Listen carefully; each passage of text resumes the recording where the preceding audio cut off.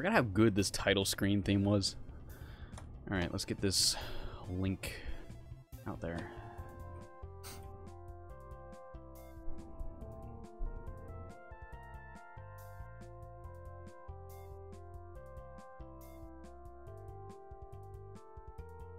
Why is the stream health yellow? Oh, he has to tell me I'm good.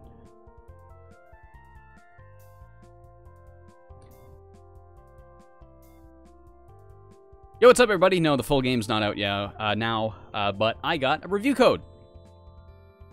Since I, covered it last year when the demo was out, Casey was nice enough to give me early copy of it, so I can, play it if I want, maybe do a follow-up review. I don't think I'm going to do a follow-up review, but I'm definitely going to stream it for a bit.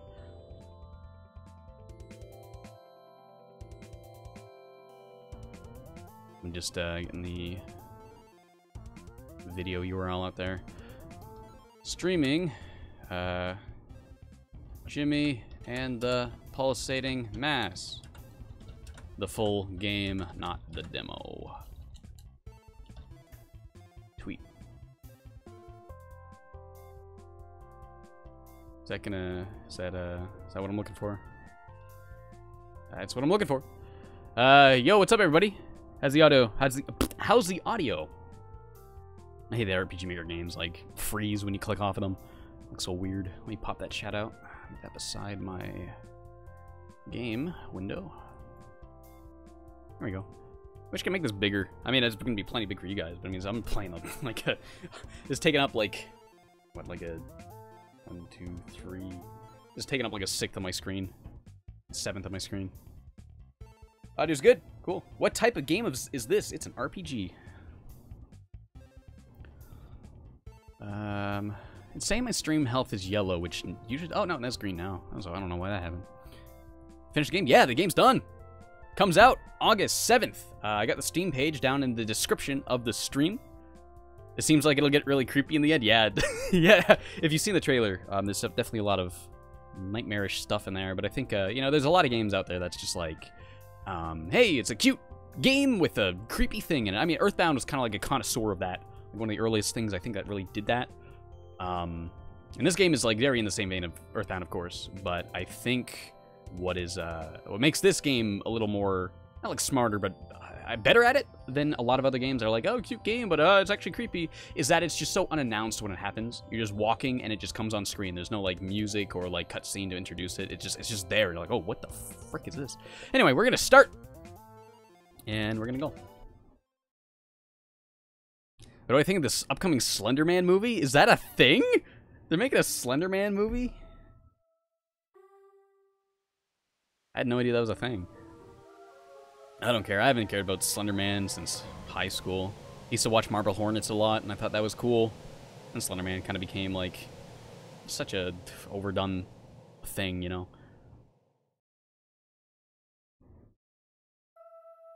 Oh, God, I got the chat closed there because I was pausing the stream.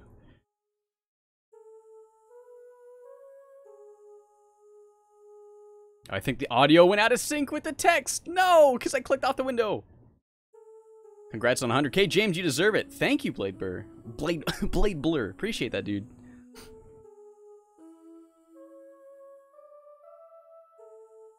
Yeah, I heard about the FNAF movie. Yeah, I don't even know what to expect from that.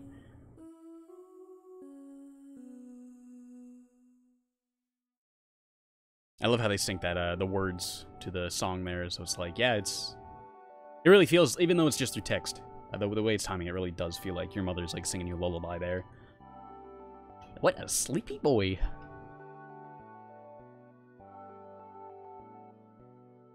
Should I read the text? I don't know. I'll probably read some of it.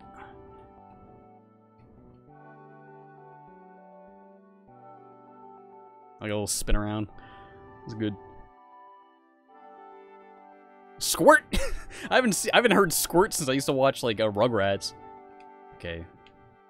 What are the? I'm not using the keyboard. I'm using gamepads. What's RPG Maker? It's the same as every RPG Maker games. Why are people making video game movies again? I don't know. I don't think did they ever stop? Like they made the Assassin's Creed movie recently. They made I wouldn't be here if Mom didn't guilt me into it. Don't look at me like that. I'm hitting the weights after this. You should too, punk. Buck rules. Polyacrine crystals. Is that a word that they made up for this game, or is that like a word?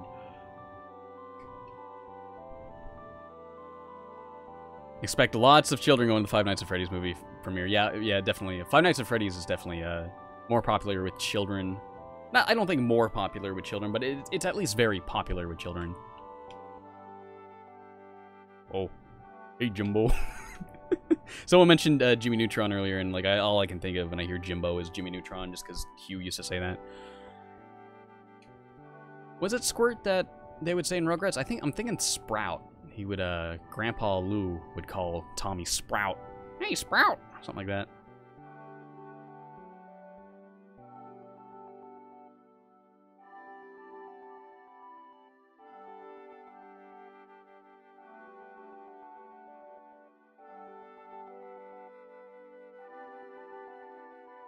Sparkle's a terrible name for a dog.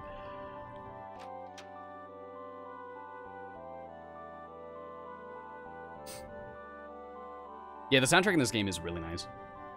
I love the title screen theme a lot. There's a lot of good tunes in here. There's this one song. It's the song in the trailer. It's just so simple. It's just do re mi fa sol la ti do, that over and over, and it's still somehow like good. We got like an opening scene here, just like introducing you to the family. I'm Jimmy. Got my two bros. Got my dad and my mom. Whoa, hot out. Lars seems like the cool older brother that's actually kind of dumb. Kind of like Francis from like Malcolm in the Middle. I guess Buck is like Reese. This game's just Malcolm in the Middle. Helga's nothing like, what was her name? Lois? I'm so proud of you. Did you already have a dog picked out, or can we get one as a family? Oh, I want Sparkles to be big, fluffy. Sodium chloride. Someone's in the chat saying that. God, yeah. What was that guy's name?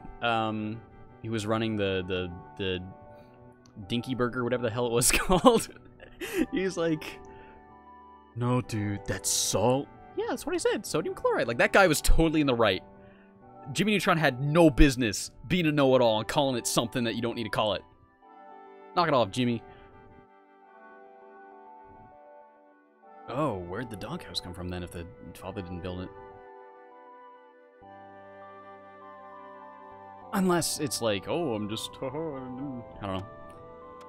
Trying to be humble, be like, oh, I didn't do that, you know, it just went there. Adult fun time. Gross, yeah. So I liked right off the bat they kind of set the themes here. It's like, okay, there's gonna be some pretty blatant stuff here. Like no swearing, no like visual yuck, no visual like violence or anything. But it's like, yeah, there's gonna be writing in here. Right away letting you know like what kind of like, okay, there's gonna be that kind of ooh in this game.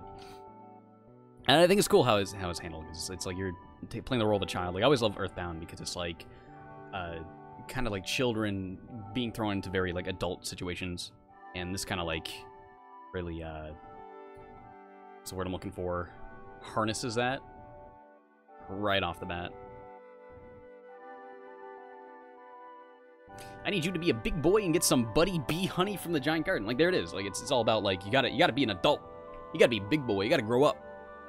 You know, so it's the coming of age story, I guess, but like in a really like unsettling way, I guess. It's like, oh man, being an adult's scary. I'll deal with scary stuff. I'm just a kid, you know, like that kind of whole theme, I guess. I'm not going. Yeah, frick you, Buck.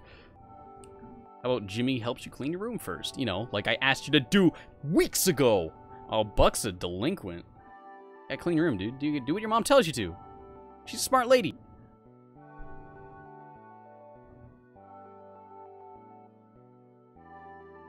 That's what it was called. McSpankies. Big McThankies from McSpankies. That's it. What did I call it? Like, I call it something like Stinky Burger or something. I don't remember. Ants on a log. That's like a cake. I've had ants on a log before. I don't know if I had ants on a log before, but I've had log cake for sure. That stuff's good. Although, like, the purpose of Lars is just to be in the way. It's like, come on, Lars, move. I mean, it's obviously just to be like, yeah, you gotta do stuff in here first. We're gonna kind of constrain you to like a linear area first before we kind of, hey, knock knock. Oh, can't even. They're doing their fun type. Well, I don't want no part in that. This is a speed run. Yeah, this is the first speed run of Jimmy and the Pulsating Mass. What is this? Oh, I mean, I played all this before in the demo because the demo is just like the first like hour or so of the game, and a lot of it I don't remember. That's freaky. Like, what? I can't even interact with it to get like a bubble beam. Like, huh, what's going on here? It's just like, okay, that's in Oh, I thought the portraits were like these people's rooms, but there's portraits downstairs, and this is clearly the parents' room. It's not Lara's room, or unless they're just like boning in their son's room, which Jesus. Oh, that wouldn't be fun. Okay, that's a bathroom. It's gotta be Buck's room. Yeah, you know it's Buck's room and there's a punching bag. Well, you heard Mom. Get to work. What? She said that I'd help you clean your room, not that I would do it for you. There's a blob man. Seems to be growing from something. Do you want to smell it? What? No. Do you want to touch it? Yeah, I'll touch it. Uh-oh. It didn't seem to like that. Oh, I forgot that battle transition. Ah, the battle transition's so good. Imagination, I don't have any of that yet. Nerd Bash! That's such a good, like... Was it that in the demo? I don't remember. That's really good. I'm gonna bully my blob. Revolting blob. I was got some garbage on him. Yuck. Execute. Oh, Jimmy sucks. 4 damage. Also, this blob kind of sucks too. Let's try mag combo. 300% physical damage. 2-turn cooldown. Oh, I see.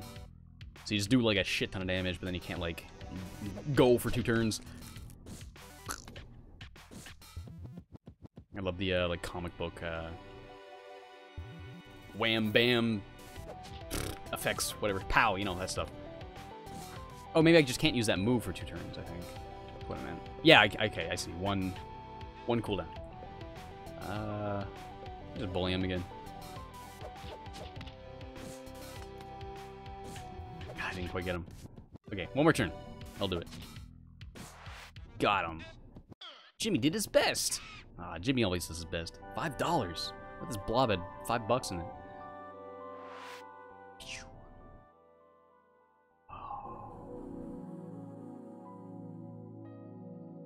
Jimmy imagines himself in school. Doesn't look like himself today. He looks like a big green gross blob. He doesn't care. He's happy this way. He's making fart noises by pushing his slime around. Hey, this guy knows what's up. That's exactly what I would do if I were a big gross blob. The teacher has stopped talking and is staring at him. Jimmy doesn't care. He thinks it's hilarious. The other kids are laughing too. This makes Jimmy really happy. The teacher is asking him to leave for being disruptive. When Jimmy gets up, he rips one for real. Oh man, it's ripe. The room is soon filled with toxic gas. The children are clamoring for the door. The teacher is screaming. The wallpaper begins to peel. Jimmy belches out a laugh and goes to play outside with his friends, but no one will go near him anymore. Jimmy finds a nice cozy hole in a tree and squeezes inside. Man. Now I'm the blob! Jimmy can turn into a revolting blob! As a revolting blob, Jimmy can utilize the power of being universally hated to force monsters to fight him! I'm gonna harness the power of being universally hated. And I love those sequences. You know, very akin to the ones from Earthbound, and you like find a new a point of power. You kind of have a vision, but this one you kind of envision yourself in the shoes of the opponent you just fought. And sometimes like being... I get maybe like part of the theme of this game is like it shows you how scary it is to be something else. It's like it'd be scary to be this blob. I'm killing people, I'm letting out toxic gas, but I don't care. It's like, well, this is unsettling.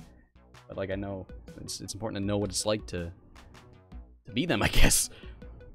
Information guy here. You might be asking yourself, why would Jimmy want to turn to that? Well, let me tell you something, Buster. There are tons worse things you could turn into, like a bug or a doorstop. Or a stray hair that falls under your shirt and makes your back itch. Oh, actually, that's actually, like, oddly specifically relatable. I hate that. But that's not important. Let's talk about Jimmy.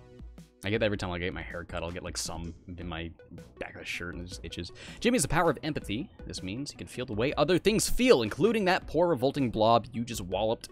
Jimmy can now access the imagination section of the menu. There you can equip skills that you learn from winning battles and gaining experience. In addition to regular experience points, you'll gain imagination experience for whichever form you finish a battle with. By leveling each of Jimmy's forms, you'll gain abilities that you can equip in the imagination menu. Most of the skill equipment slots can only be used in Jimmy's normal form. Shut up, nerd. Jimmy can also use field actions when he's transformed. How do you do it? It's easy. You press the field action button, which is A. I don't know what that would be on the gamepad. I'll just push all the buttons. If you can transform into a different form, just call it the transformation ring, which is S. You can change into any of Jimmy's forms. Right now, Jimmy has only 2 forms. This is the start of your adventure. Imagine all the fun things you can be. You'll have a jowl-jiggling good time. Jowl jiggling. Now that's a compound adjective. Yeah, that's a... I wouldn't call it good. It's definitely a compound adjective, though. Yeah, thank you, Info Guy. Why are you in my house? Anybody remember Metabots, where like every time a Metabot battle would appear or happen or occur, like the referee would just rise out of the nearest trash can or stack of tires or something, or like the manhole. Like I always loved that. Like the referee just is somehow keeping tabs on every human being in the city. It's just there if you start a fight. Like that's so funny. I always thought that was like the best running gag in any like shows I watched as a kid. One of my favorite ones, at least. Like hyphens, or do I call them dashes? I'm a hyphen kind of guy. I usually call them dashes. It depends on the word. It depends on the context of what I'm talking about. But oh, hello. Didn't see you there. Do you have any strong opinions on punctuation? You got a strong grip on your neck. Would you like me to repeat that? No, thank you. Man, Buck just murdered a man. Well, it could be legal, because, I mean, technically the guy was trespassing. In some places, you are allowed to use lethal force. People that trespass on your property without your permission. Which is kind of messed up. I don't think Info Guy deserved that. Okay. Hit me. Okay. So it's X on the, I'm using an Xbox controller. So how do I bring up the wheel? B? No, A. L1. Or LB, I can never get used to that. This bumper and trigger. I always call them L1, L2, because I've grown up with PlayStation. Most of my teenage years. I mean, I had a Nintendo for like my whole life, but I mean, high school is when I got into PlayStation. Or later junior high, middle school, whatever. Yeah. So L1 for that. I'm gonna turn back into Jimmy. Poof. So that is a big mechanic in this game. Maybe I should start explaining some stuff just for the sake of, like, actually alright commentary. Yeah, I always say, like, if you're gonna make an RPG Maker game, since this program is such, like, a limited thing, you really gotta have, like, a unique idea or gimmick. And the gimmick in this game is that you use the power of empathy to put yourself in the shoes of other people and literally know what it becomes to be them, and you can become them. So you have, like, different forms of different abilities and stuff. You'll use that to solve, like, puzzles in the overworld, and they all have different, like, abilities in battle, too. I remember you can... What was that? What was... Oh, that was freaky. Yeah, it's a lot of nice, subtle things. Very spooky in this game. But yeah, now we gotta go find some honey for our mom. I completely forgot what I was talking about. Cloudy Hill. Okay, I remember getting lost when I was playing demo. I don't know what to do here. Oh, Info Guy. Still got the signs. Information Guy's a pretty good character. Was that a dog? Well, we don't have a dog. You said we didn't have a dog yet. It definitely didn't look like a dog. It looked like a worm monster thing.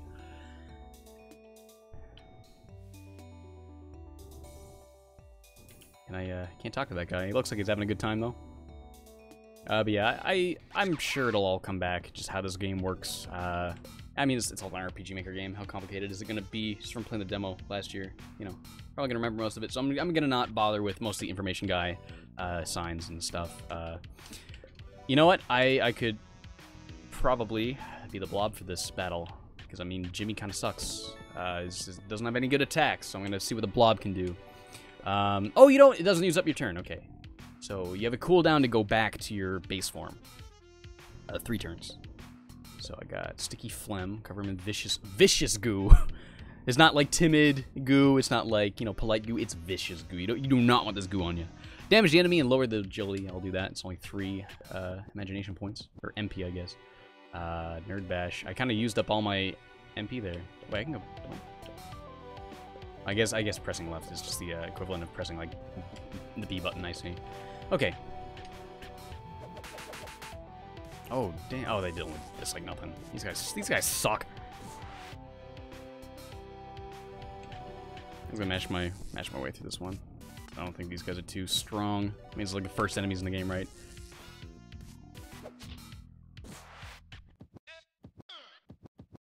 I love that, like, that scratch music. So I just leveled up my form.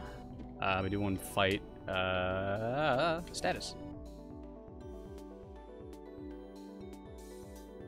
I'm 8 years old. I like video games, coloring, and Mom, Dad, Buck, and Uncle Lars. Aww. He likes his brothers, even though his brother's not nice to him. What a good kid.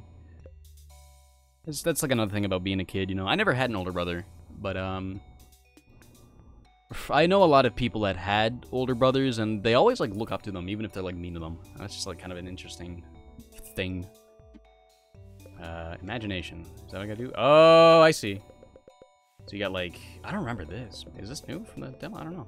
But yeah, there's my revolting blob form, and I guess if you level up, you'll get those skills. Oh, and then you can swap them out for, these are like battle stuff, I see. Equipment. I mean, I wouldn't have any equipment yet, right? Yeah, like nothing, absolutely nothing.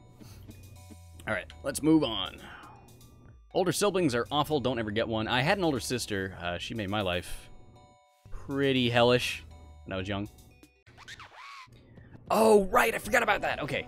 There's a really cool mechanic relating to the random encounters that I'll explain in a second here after this fight, but I can explain it during this fight. So I'm gonna actually do that on this one, and then I'll just bash that guy. So you just saw a green exclamation mark.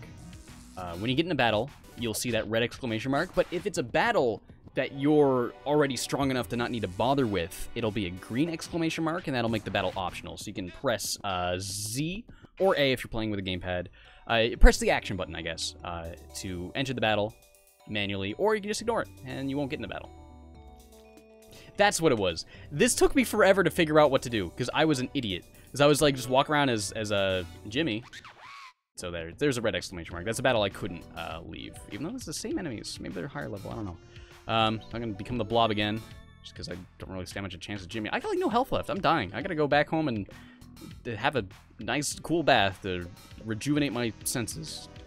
But that, he's probably just gonna go to bed or something. But yeah. You're a middle child with no older brothers? Yeah, that's me. I'm a middle child with 2 sisters. Younger sister and an older sister.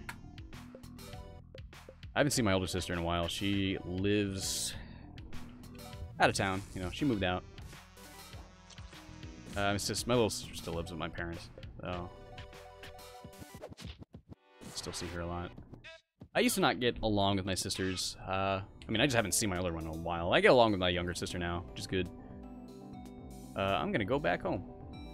A toy box! It's an emergency exit. Is that to go back to like a checkpoint? Is that to exit a battle? Let's check. When you gotta go, you gotta go. Allows you to leave a dungeon. Alright, that's what I thought. Okay. Oh, there's another battle. Oh. The fetal position Cloud Man. Puff. These guys aren't doing much damage, so I'm like, yeah, I'm not gonna get killed, but I got 10 health left, so it's all gonna add up. I'm gonna get dead.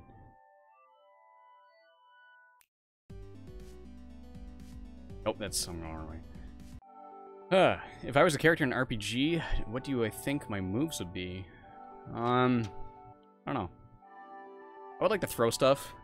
I'm the kind of guy that's like doesn't want to get near the thing he's trying to kill. Like if I'm trying to kill a spider, I'm gonna throw my wallet at it and just hope that it works. Can I rest? Don't touch my stuff. Oh, I'm sorry, God. You know, this is Buck's room. I probably gotta sleep in my own room. I'm guessing this is my room. Can't use the bed. How do I rest? Am I familiar with orogenesis? No, never heard of that. Oh, this is Jimmy's room. This gotta be Jimmy's room. I can't get to the bed. How do you rest in this game? Gun. Bathroom. Have a nice shower. No. Oh, whoa!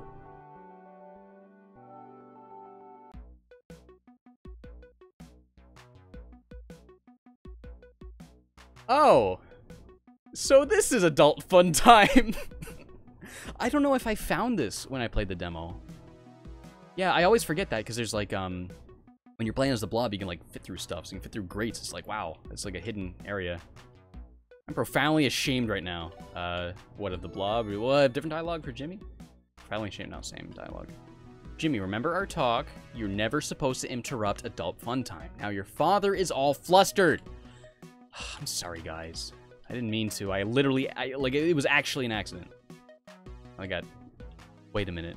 They got a picture of Jimmy and a picture of Buck. They don't have a picture of Lars. I'm thinking they probably don't like Lars as much as their other sons. Where is Lars, by the way? There he is. When you get back, let's watch some more Battle Girl Maiko, I don't know. I'm not much of a betting man, but I think Devilina has a real shot at taking over the universe now that her hair energy ray is almost complete. Let me know if you run out of snacks, buddy. I'll hook you up. Dude, hook me up some snacks. I gotta hook me up some snacks. Maybe it's like if you run out of healing items, is what he just gives you some. There's kids in the street. Well, the kids gotta know someday, man. They're gonna find out eventually. I may as well teach them in a mature and controlled environment. You know, you gotta find out what adult fun time is at some point in your life, right? And I know it's kind of gross, like hula hoops, like what? And I understand that like the father was like really flustered because of that, but you know. Oh, there it is. There we go. The fountain heals you up. But yeah, you know. Will I do a full review? Well, I did a review of the demo. I don't think I'm going to do a full review of the game because I'd just be saying that. I'm just going to re-say, like, yeah, this is still what they did. It's not like One Shot where it's like a completely revamped thing. It's like, you just kind of finish the game. I don't know why I pressed A. I could have, excuse me, could have just ignored that.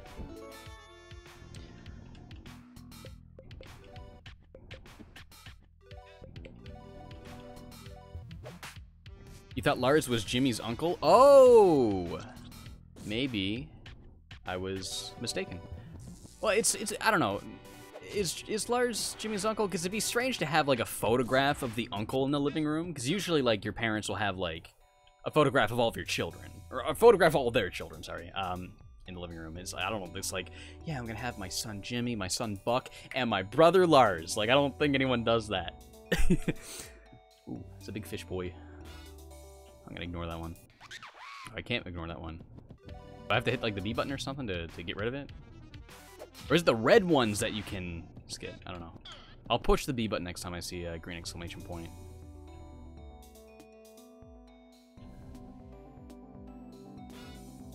Yep, so, okay, I was right. So if you get a green exclamation point, you can press the B button to exit it.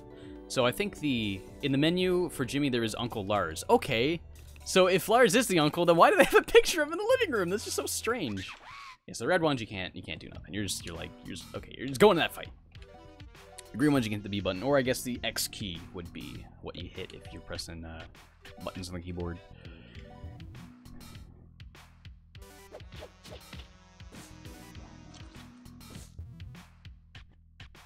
Didn't quite get that guy.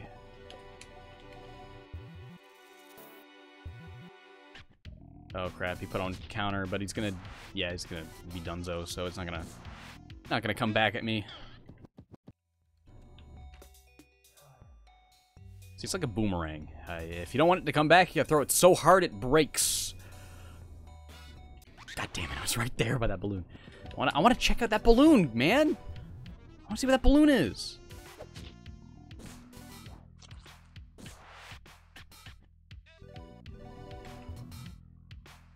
Maybe they just really like Lars? Maybe. I mean, they're definitely strange parents for sure, so. Hey, it's a red balloon! I got a red balloon! Dude! Is that like something I can equip? Because I can get my weapon, or just go to my items, see what that red balloon is. Special items. A latex balloon filled with helium. Uncle Lars? Yeah, there. Yeah, you're right, Uncle Lars. Uncle Lars can breathe this and talk like a chipmunk. That is like such an accurate, like, childlike perspective. Like, Uncle Lars can breathe this and talk like that's like something I would say when I'm like a kid. Yeah, it's a strange star sprite. I feel like bottom legs moved up like maybe one. Maybe I'm wrong. I don't know. Looks kind of like a leaf. I don't know. Music that plays at home. So I don't know what these are. These, I'm guessing they're key items, perhaps. I'm sure the one with the stars are key items. I knew what the singles were for first, but I don't remember. Maybe, oh, I think you can like use them in a jukebox or something. Puff is basically Negative Man from Mother 3. Not quite. Puff didn't look like he just like didn't feel like he wanted to exist. Puff looked kind of content, you know, with being around. I'm gonna get rid of Wendy. I was gonna go to Wendy's today. I was out picking some stuff up. I was grabbing some food and stuff, and I was gonna go to Wendy's, but I saw there was like a local calzone joint, and I went to there instead. It's like I'd rather eat a calzone than a burger, and rather support like a local family-owned place than just like a company, right? I don't know what this frog does.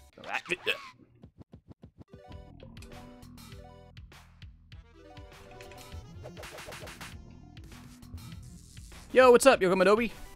How you doing? Hey, could I look at least... Hey, could you at least look at one unique platformer game? It's called Nefarious, a game about a villain that stays a villain throughout the game. Also, while I review Mother 3 Fan Edition, Wendy's Best Troll. Yeah, I've never heard of that game, Nefarious. I'm gonna look that up real quick. Nefarious game. Oh, so that's like on Steam. Oh, it's a 2D game. Okay.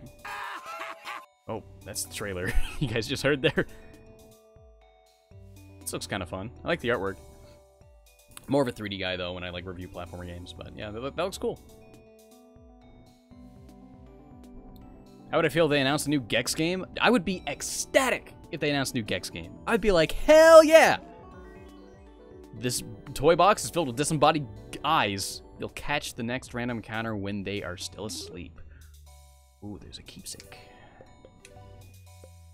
So that's not fit. So I can equip that. Jonathan Bear shirt? Oh, Jonathan Bear must be like the name of like cartoon in this fictional world. What am I doing? Give it a buck.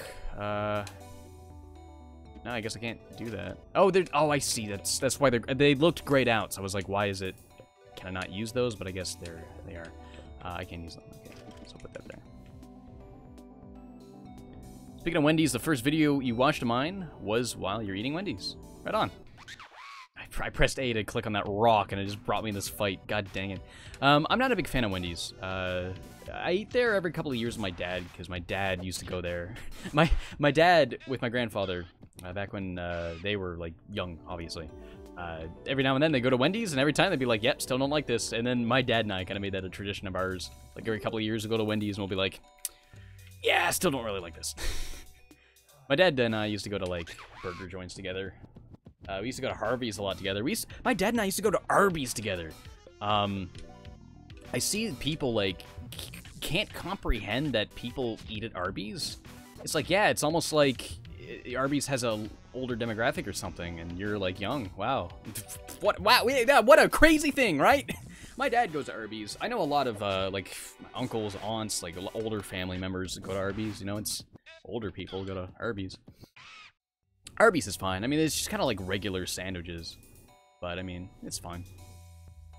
I'll eat at Arby's if there's an Arby's nearby, you know. I'm gonna... Nope.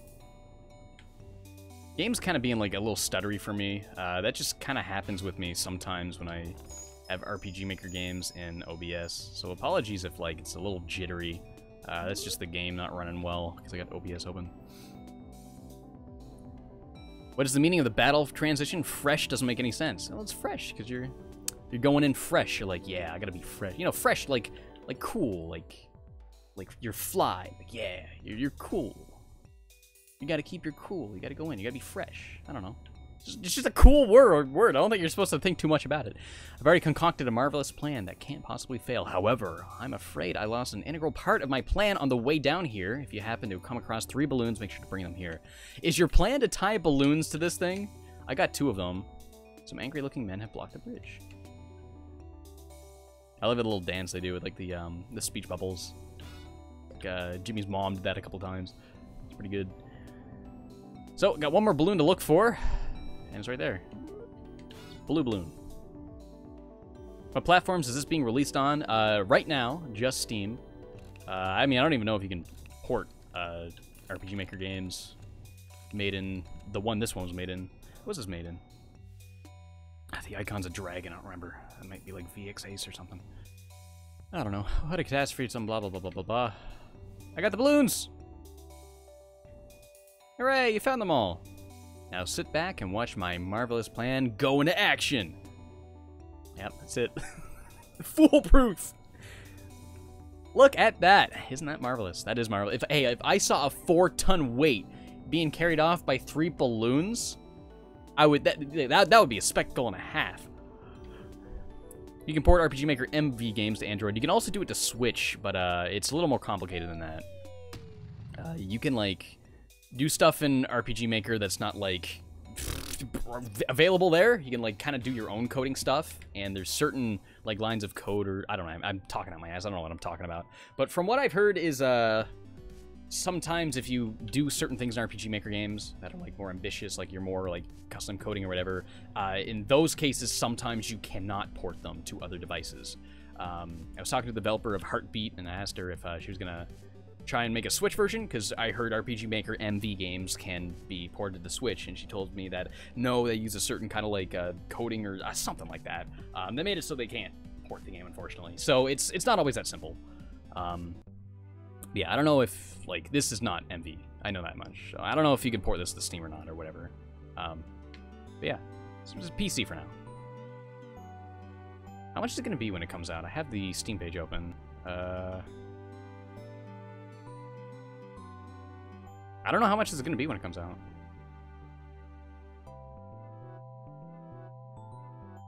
Oh well. Probably like 10 or 15 bucks. Maybe 20, I don't know.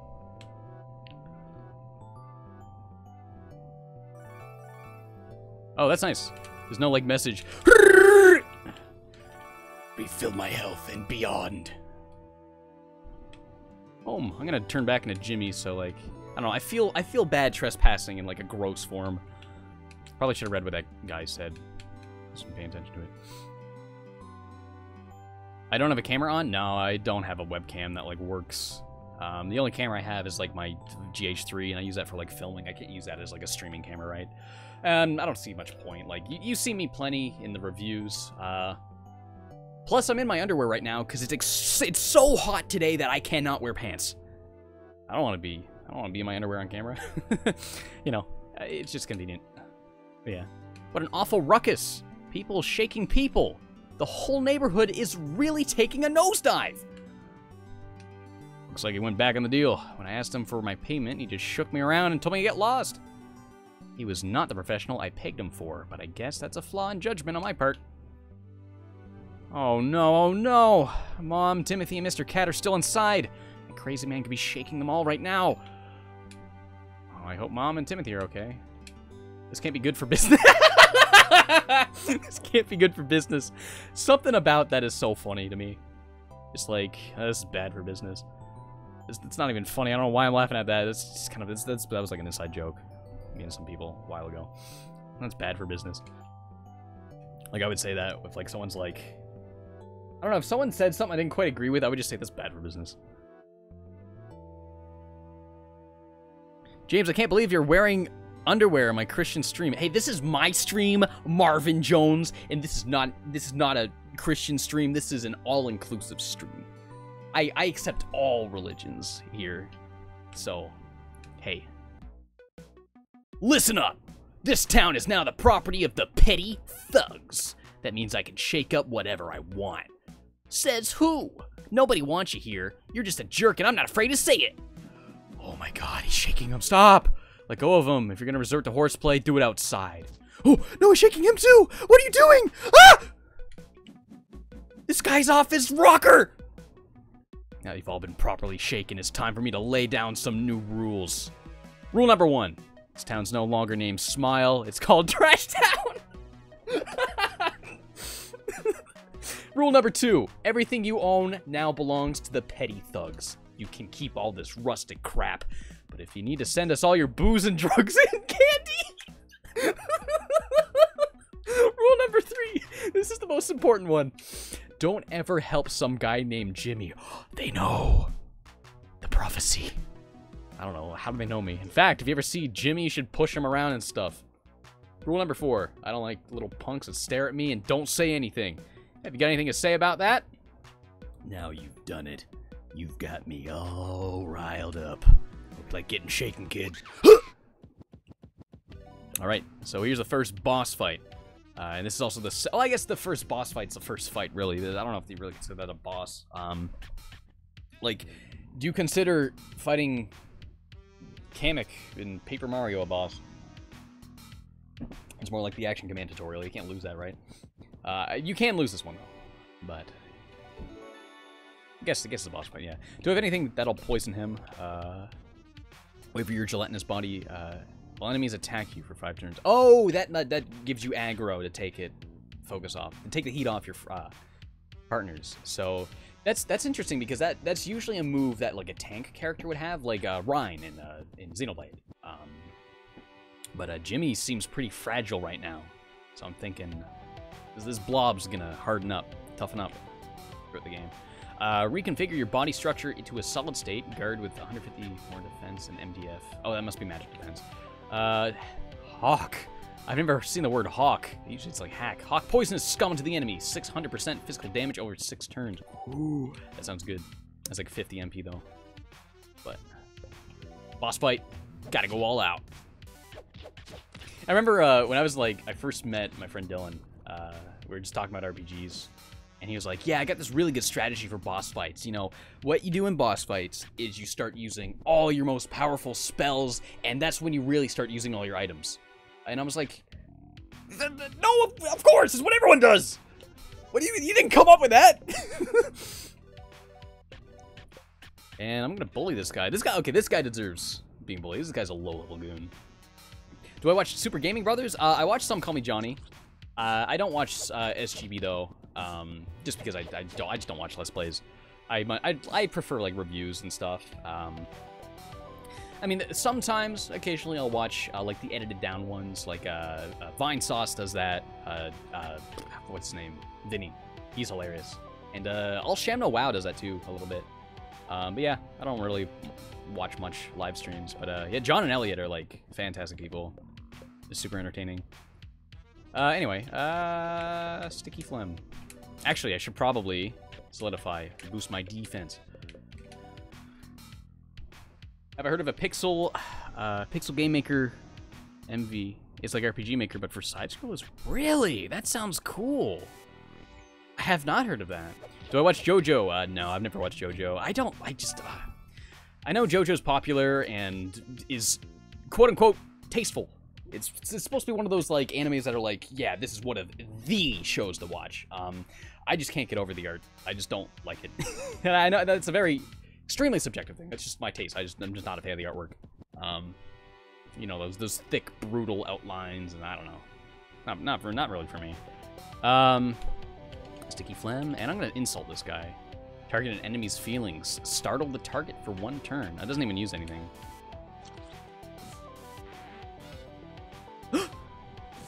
Startle him. Now he's alert. Okay, so that's just for like the turn that you do it on. Kept him from attacking though, so I guess that's good if like someone's low on health and you really gotta make sure no one gets hit. You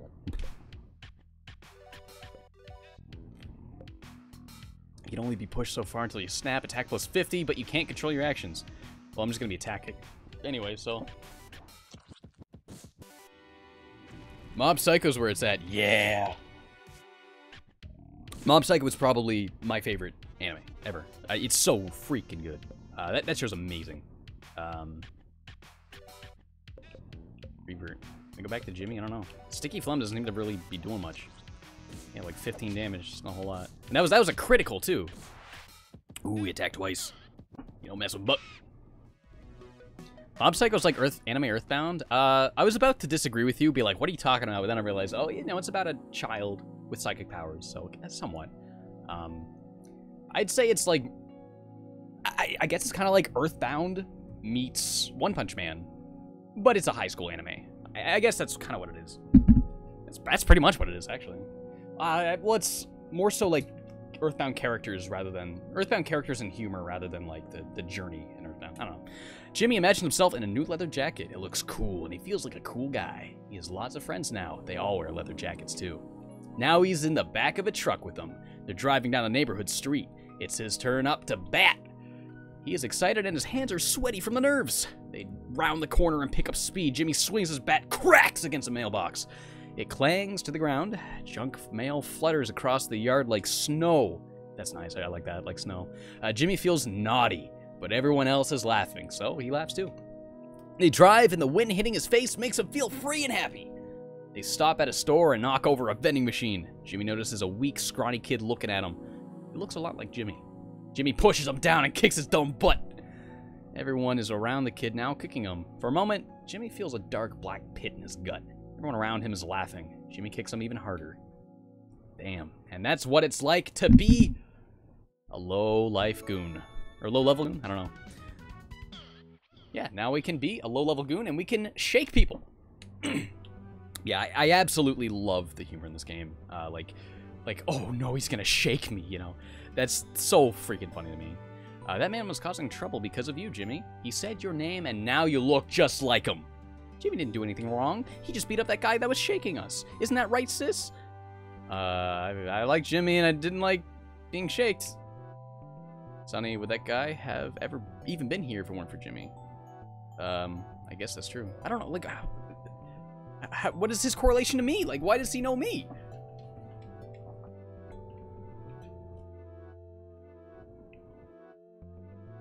I'm going for a walk. Listen up, Jimmy. I don't know what that guy was after you. I don't know why that guy was after you, and I don't care. I built this place from the ground up. I had 5 children here. I'm just a little mouse, so I can't stop you, but if you're going to attract dangerous guys like that, I'd prefer if you didn't hang out around here anymore. Oh. Well, you gotta do what you gotta do, but I'm gonna take a look around first.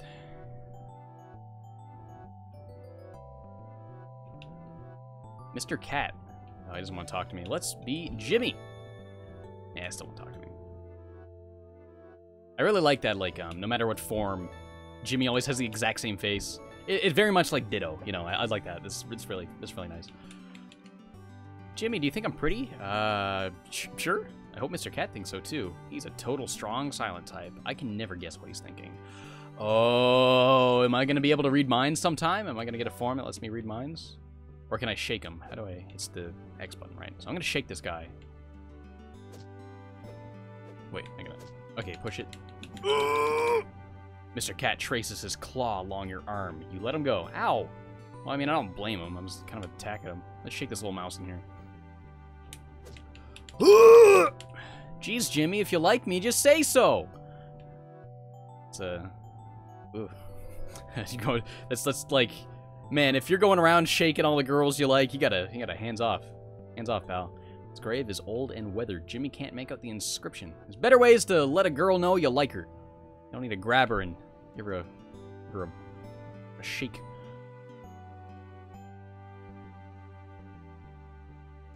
Wait, what if Jimmy isn't a Jimmy but some sort of Ditto? Like, what if his original form is the pulsating mass? Wow. This guy in here with the good theories. That's actually like an interesting thought. Sale. Let's buy some stuff. Can I get you something, Jimmy? Yeah. Butterfly net. How much, like, dollars do I have? I've never said that! Who says how many dollars do I have? You say how much money do I have? I don't know why I said that, because I guess usually I just say, like, the currency, like, how much gold do I have? How much gil do I have, right? I just looked at the word dollars and said that, and it just sounded so weird after it was out of my mouth. I get a butterfly net. I get boxing gloves. Why would boxing gloves make you stronger? Wouldn't that cushion the blow? Wouldn't that make your... I don't know. Overalls. First aid. I get 2 overalls. Cool. First aid. Teaches first aid. Heal 25 of max HP. Cure sick. Oh, so you can, like, just teach moves. So I'll get that with my last bit. Choco-Cola. Sugar content mysteriously lacking from the label. Recovers 25% of max MP. The slight chalky aftertaste is to be expected. Heal common status effects to one ally. Wake up! It's time for school! Recover an unconscious ally for 25%. When you gotta go, you gotta... Yeah, I got that one. Again, like, a big part of what gives RPG Maker games a lot of personality is just, like, the way you write the item descriptions, and I think they do a really good job here. I don't think anything will ever beat Lisa. Like, Lisa had, hands down, like, the best item descriptions ever, but the ones in this game are really good, too. Alright, let's equip this stuff. Yeah, butterfly net. So, I'm gonna be... Wait, what was my... So I went from 16 to 18. And my MAT... Mat? What? What's Mat? Max HP, max MP, attack, defense, magic defense, agility, luck. What's Mat? Anyone know what Mat is? I was gonna buck the stuff I bought him. Boxing gloves. Workout clothes. Overalls. Why is workout clothes better than overalls? Or why is overalls better than workout clothes? I meant the opposite. Ever played Ninja Bread Man? No, but I'm aware of those games. Like those 3 games that are all the same game. That'd be a good one to review in like one video. Takes a great amount of skill to... Or what if I put out on April Fool's one year? Maybe this coming year. 2019 April Fool's. That could be a good April Fool's video. I put out a video on each of those games. But every video is just the exact same dialogue track. I just changed like the names of the characters and I just like changed the B-roll to each game. But I mean, since they're all the same, my narration would be exactly the same. And it would be 3 videos that are all the same, except the B-roll and names are different. That would be such a good... That's a really good idea. I think I'm going to try to do that extra for April Fool's. I mean, there's other things in April Fool's I want to do. There's 2 video ideas I had, so fuck it, I'll just upload 5 videos April Fool's. I uploaded 2 last year. I'm gonna go nuts this year. Feel free to look around, is what that guy said, I think. Yeah, he comes in to show you all the rooms. Built this hallway first, so I hung them up here. You might think it's strange to start with a hallway, but you don't know much about building big things in small spaces, do you? I do. My father's a carpenter. He's taught me a lot about building code and stuff, so like I have a grasp on it. Which is interesting. I was actually listening to a podcast of between Dan Reichert and his father. Dan Reichert's from GiantBomb.com, and they were talking about how like, yeah, they're just so bad at like handiwork. They were describing like how they thought drills worked, and he was like trying to drill a hole in the wall with like the bit you used to screw in screws and not the bit used to drill, and it was like, oh my god, Dan. And they're talking about like, yes, just no one taught him, and it's like people look at me like I'm an idiot. It's like no one ever taught me. I just never had that opportunity, and that just really made me appreciate how my dad was a carpenter, and he taught me a lot of like handiwork. Like there's a lot of basic home repairs and electrical stuff that I can do. Like I remember when I was a kid, I had a rabbit that chewed through my my Nintendo DS charger, and I was so upset because I couldn't charge my DS. I couldn't play it anymore, and I was begging my mom to buy a new one, and my dad was like, okay, no, James, I'm gonna show you what to do. So my dad took me aside. My dad didn't just take it and fix it. He like sat me down and showed me what to do when something like this happens. And he showed you how you like take the wires apart and like match the colors, and then you twist them and you wrap it all up, and then you wrap it back up with electrical tape. And I was like, wow. And any time I've ever had a break in a wire, I've been able to fix it. And that is just such like a basic, easy thing to do that like a lot of people just don't even realize, like, just because they didn't have someone to teach them. And that's, yeah, the podcast just made me like think about that. I'm like, dang, I'm pretty fortunate to have the dad I had. Oh, you know what? I bet if I become the blob, I can go in the dryer. Maybe not. Bought the best washer and dryer on the market. They look exactly the same. Aren't dryers usually like top loaders? I don't know. I don't think I've seen a dryer that's like a side loader.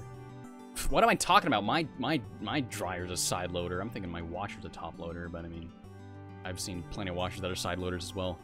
I don't know if that's like the word you call them, side and top loaders. But you'll never guess where we are now. I'm gonna guess the bathroom. That was a joke. Oh, okay, Mr. Beaver, if that is your real name. Of course it's the bathroom. You can use it sometime if you want. I did the plumbing myself. This guy's real handy. I mean, like, my dad knows plumbing, too. My dad's, like, a carpenter, primarily. But my dad also knows, like, automotive and plumbing. And electrical, too. My dad's, like, a jack of all trades when it comes to, like, handiwork. Which is pretty awesome. But it's mostly just like the carpentry stuff and electrical stuff my dad like taught me when I was a kid and a teenager. This is my bedroom. I sleep 2 hours a night. That's a picture of my mother. She was a beautiful lady, and I'll always love her. She raised me and my 4 brothers in a lodge she built herself.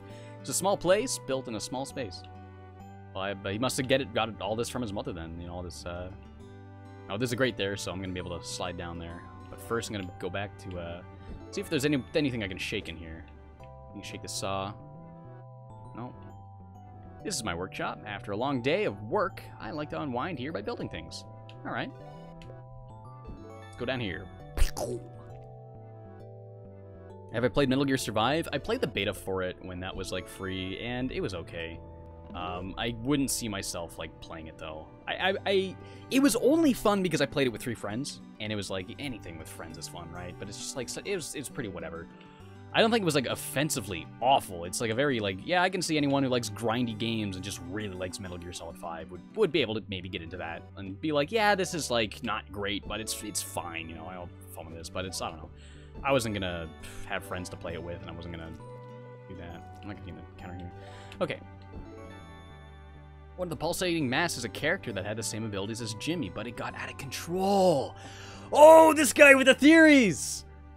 Dude, I'm like, I love that idea. That is a really, man. I don't know if you're the same guy that said that other thing, but that's actually really cool. I like that idea a lot. I'm actually gonna move the chat so I can see how many people are watching, because I had no idea how many people are watching. I don't know this many people are watching. I assumed it was like 90 or 100 like normal, but this is 272. Dang. A little more than normal. A little bit. Where'd the game go? There it is. Okay. It sure is confusing world out there. But don't worry, information guy's here to clear things up. What would you like to know about? Okay, so he just tells me all this stuff. That's the like a general tutorial one. I'm gonna grab a heal here.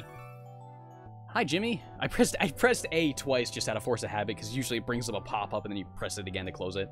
Yeah, I ended up healing myself twice. Hi, Jimmy. Sorry you had to help us earlier. I wish I were stronger, but I'm just a little mouse. If I were strong, I would have been able to protect my sisters. If I were braver, I would have stood up to my mom. I would go off on a journey like you. I wish I were strong and brave like you, Jimmy. But I'm just a silly little mouse.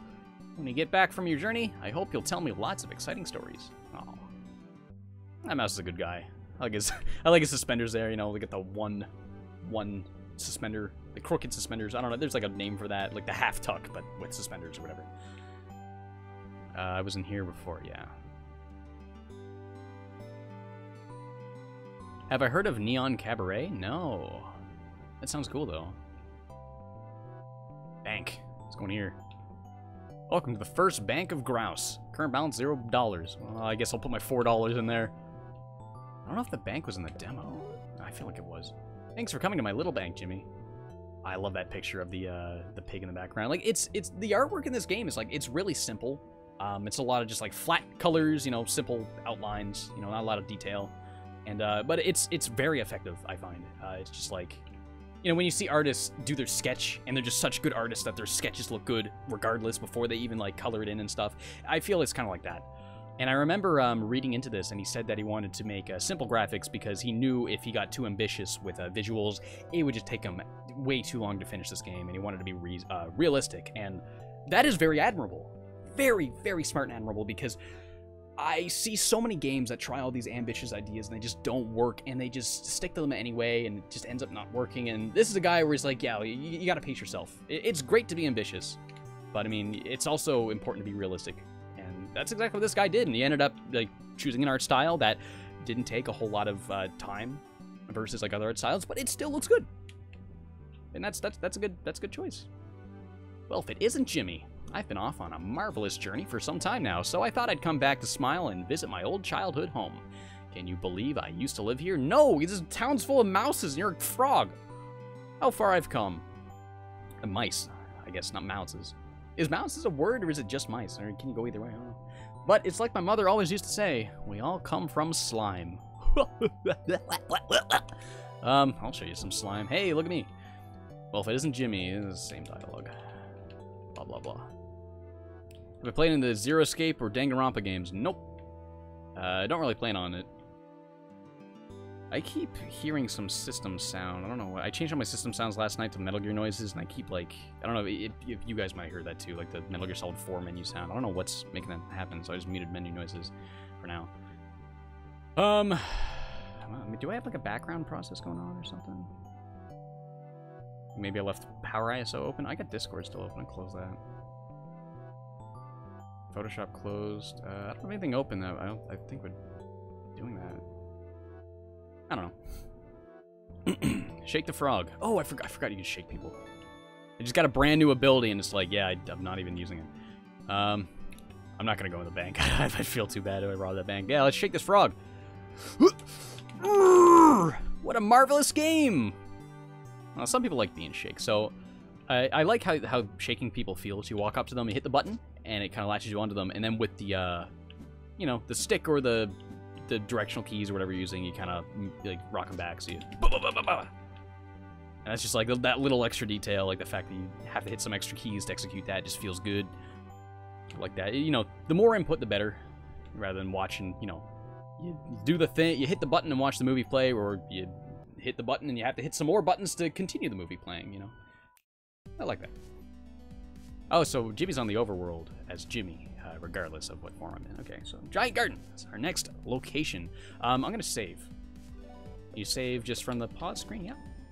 So that's a mistake I've made plenty of times in RPG Maker games. I forget to save. In ones where you do it from the title screen, you don't like, or pause screen, sorry. And it's not like save points like Crows, like in Lisa or whatever. Or the diaries and like Mad Father, and I just forget to do it because there's nothing reminding me. And then I'll like die and I have to start the game over. I've been slowly getting out of that habit though. I've always admired how big and brave you are, Jimmy, but I've been thinking about it, and this world is really, really big. It's definitely big for a little mouse like me, but it must be big for a big human for you, too. Compared to the world, we're both just little mice. And if a little mouse like you can go out and see the world, then why can't I? So what I'm saying is I want to go out and see the world. I want to be strong and brave just like you. No, I don't want to go with you. This is something I have to do myself. I hope you understand. I don't know where my journey will take me, but if our paths cross along the way, just think of the stories we'll share. That's what being a friend is all about, I think. You think? Wow, I guess this is it. I'm finally going to be more than just a little mouse from a small town. My heart is fluttering. Good luck on your journey, Jimmy. Yeah, good luck to you too, little mouse dude. A nice guy. That guy's a good kid. Oh, this part. I remember this from the demo. All these little holes to crawl into, and it brings you to like other places. So I think that's like really good level design right there. See that? It's like I immediately know what these things are gonna do. Oh, shut up. Okay, so you go in, it brings you to a dead end. You know, one where you can't go. So it's like the first one you see is just to teach you what it does, rather than like actually needing it and then getting lost. You know, and it's marked with numbers too. So you like, crap. Yeah, that's really, really good level design right there. Or map design, is it called level design in RPGs? I don't know. World design, I guess. Just good game design.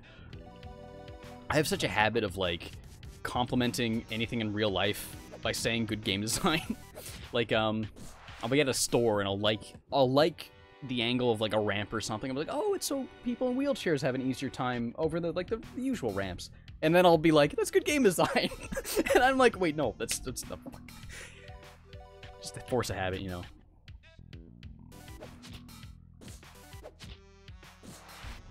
How do I come up with the poses that I use for my thumbnails? Before, I literally just tried to look cool. You know, furrowed brow, kind of tilt my head aside, looking kind of like, yeah, I know what this game's all about. I would literally just try to look cool. And then I saw this Reddit thread about, like, my Mario Sunshine video, and one of the comments was like, I hate that he's making the same stupid face in every thumbnail. And I'm like, oh, maybe I do make the same stupid face in every thumbnail. So I started trying to do different. I try to, I don't know, just think of something that matches the characters in the cover of the artwork that I'm using in the thumbnail. Like, for Mort the chicken, Mort's kind of like peering off the side of the screen. So I'm like, oh, I'll do the same thing. Sometimes I try to make a face that's like kind of reacting to like the game itself. I don't know. It's a really hard thing to do. It's like, because I want to do a different thumbnail or a different picture of me for every thumbnail, and it's like, how do you do that without making them all look the same, right? It's like surprisingly difficult after doing it for a couple years, but yeah. Sometimes I've like dressed up as the character. I think the first time I did that was like either like Mad Father. What, you little turtle dude? Mortimer, what are you doing down here? I always thought it was clever that the turtle in Animal Crossing was Tortimer. I always liked that, even as a kid.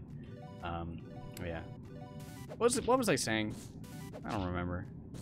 How old is my dad? He's 54, 53. He grew up in the 70s, and the 80s. You know, I think he was born in the 70s. I don't remember. I completely lost my train of thought by getting distracted by Mortimer there. I don't remember what I was saying at all. And I know I didn't have a finished thought. Ugh, crap. Something emerges from the darkness. Oh, the turtle, Mac. That's like one of my, not like favorite, but that's a gag I always like, where it's kind of cliche. Oh, 1 health thought. I gotta get out of here. Yeah, this punk form actually does some damage for once. I'm gonna... Oh, leveled up too. Cool. Yeah, I always like that gag where it's like you see the dark eyes, the spooky eyes in the dark, and then it turns out to just be something funny and goofy, like hash-slinging slasher from that episode of SpongeBob, where he like walks into the light and it's like just some goofy-looking dude with a spatula. You know, that's a classic gag. I always appreciate that one. Okay, so I'm gonna try and knock these guys out quickly. So Jimmy knows Bully 2. High five. Give a friend a high five. Boost their confidence. Heal 50% of max HP. That's cool. Grift. What does grift mean? Hey James, working on making a 3D platformer about a sentient calculator with 9 abilities to solve puzzles and platform through stages. Any tips on the game player setting? Oh my god, dude, thank you for the donation. You donate so much, you don't need to do that. But yeah, that sounds like a cool idea. Sentient calculator with 9 abilities to solve puzzles. Do you mind telling me, like, what the abilities are? Because I'm having trouble thinking of what a calculator can do. All I can think of that you can do on a calculator is type in some numbers and turn it upside down and it says a word. But there you go. There's one. Maybe it's like, yeah, I need to see the word shoes or something. You gotta figure out, they gotta type in, like, what was it, like, 5, 4, 0, 3, 5. That backwards, you turn upside down, it says shoes. I don't know. You can make some words in calculators. Yeah, that would be a cool thing. You just gotta think of like fun ideas. You know, the weirder and dumber, the better. Honestly, when you're making fun platformers, that sounds cool though. Setting, I would say a school. If you're like, are we talking a calculator that's like calculator sized? Because then I would make it in a school, like you're trying to jump from desk to desk. There could be like books and rulers and stuff that kind of construct the stages. Maybe that could be like one level. Maybe like an office could be another level. I would put like settings that you would have you would find calculators in. But yeah, that's I don't know. There's some ideas for you. Hey, have you checked out Knuckles Sandwich, another Earthbound style game? Yeah, I've been following that game for a long time, and they finally had the Kickstarter, and that got funded. Yeah, that game looks awesome. I can't wait to play that when it comes out. Yeah, probably review that even when it comes out. I mean, I think I signed up for a review code list, a mailing list or something. But I mean, even if I don't get a review copy, I'll just buy it because it's like that's a cool looking game. I like to support that dude making this cool game anyway. And I'm gonna get dead. Ooh! Ooh! I'm not gonna get dead. Bullying is OP. Alright, I'm safe. I need to heal my ass. I should play Fairy Tail Fights on Xbox 360. Oh, God. Man, I remember seeing Fairy Tail Fights in the PlayStation Store all the time. Oh, excuse me, Oh, where's this coming from? Okay, yeah, I remember seeing that all the time, and I just, like, always thought that it just looked ugly. Never really, like, looked into it past that. Just bully both these guys. Oh! I mean, only 8 damage, but I mean, any damage to Jimmy is a game over. I don't know, maybe you don't get a game over if just Jimmy dies. Maybe you have to lose the whole party. But yeah. I love that transition where it fades to white with that song, and then you hear the snap, and then it goes to the song. It's just good audio pacing. Don't know if it's my kind of game, but have I heard of the dungeon crawler where you date your sword? No, that sounds like... That sounds fun. That sounds like a fun idea. I mean, I'm not really into dungeon crawling, but like that's a good idea. Is it? I'm guessing it has like dating sim elements, and maybe like leveling up your sword involves like, you know, social links or something. I'm imagining like social links from Persona. I guess confidants is what they called it in Persona 5. But yeah, can I shake the scarecrow? Can I shake a scarecrow? Yes, I can shake a scarecrow. The crows whisper their secrets. What? Yeah. Well, wait. What are the secrets? What did they? How are you gonna tell me they're saying their secrets without telling me what the secrets are? Come on. Unless that's what he's saying. You know, he's like, the crows whisper their secrets. The scarecrow's telling me that the crows whisper this. Okay, okay, I see. I understand, I think. I don't know. In the title, Jimmy is attached to the pulsating mass. Maybe that's foreshadowing for him slowly turning into it. He didn't need to post that 4 times. I'm guessing that was an accident. But yeah, that's a good point. I mean, it could just be like, yeah, I gotta come up with a logo and this looks cool, you know, sometimes it's a matter of that. But you never know, sometimes they do put that much thought into it, you know. I've done stuff like that, you know. Yeah. See, that's what I hate about like analyzing stuff. Is like there's no way of knowing whether or not it was intentional without like contacting the person who made the thing. I'm gonna go back and heal again. Nah, I'll be fine.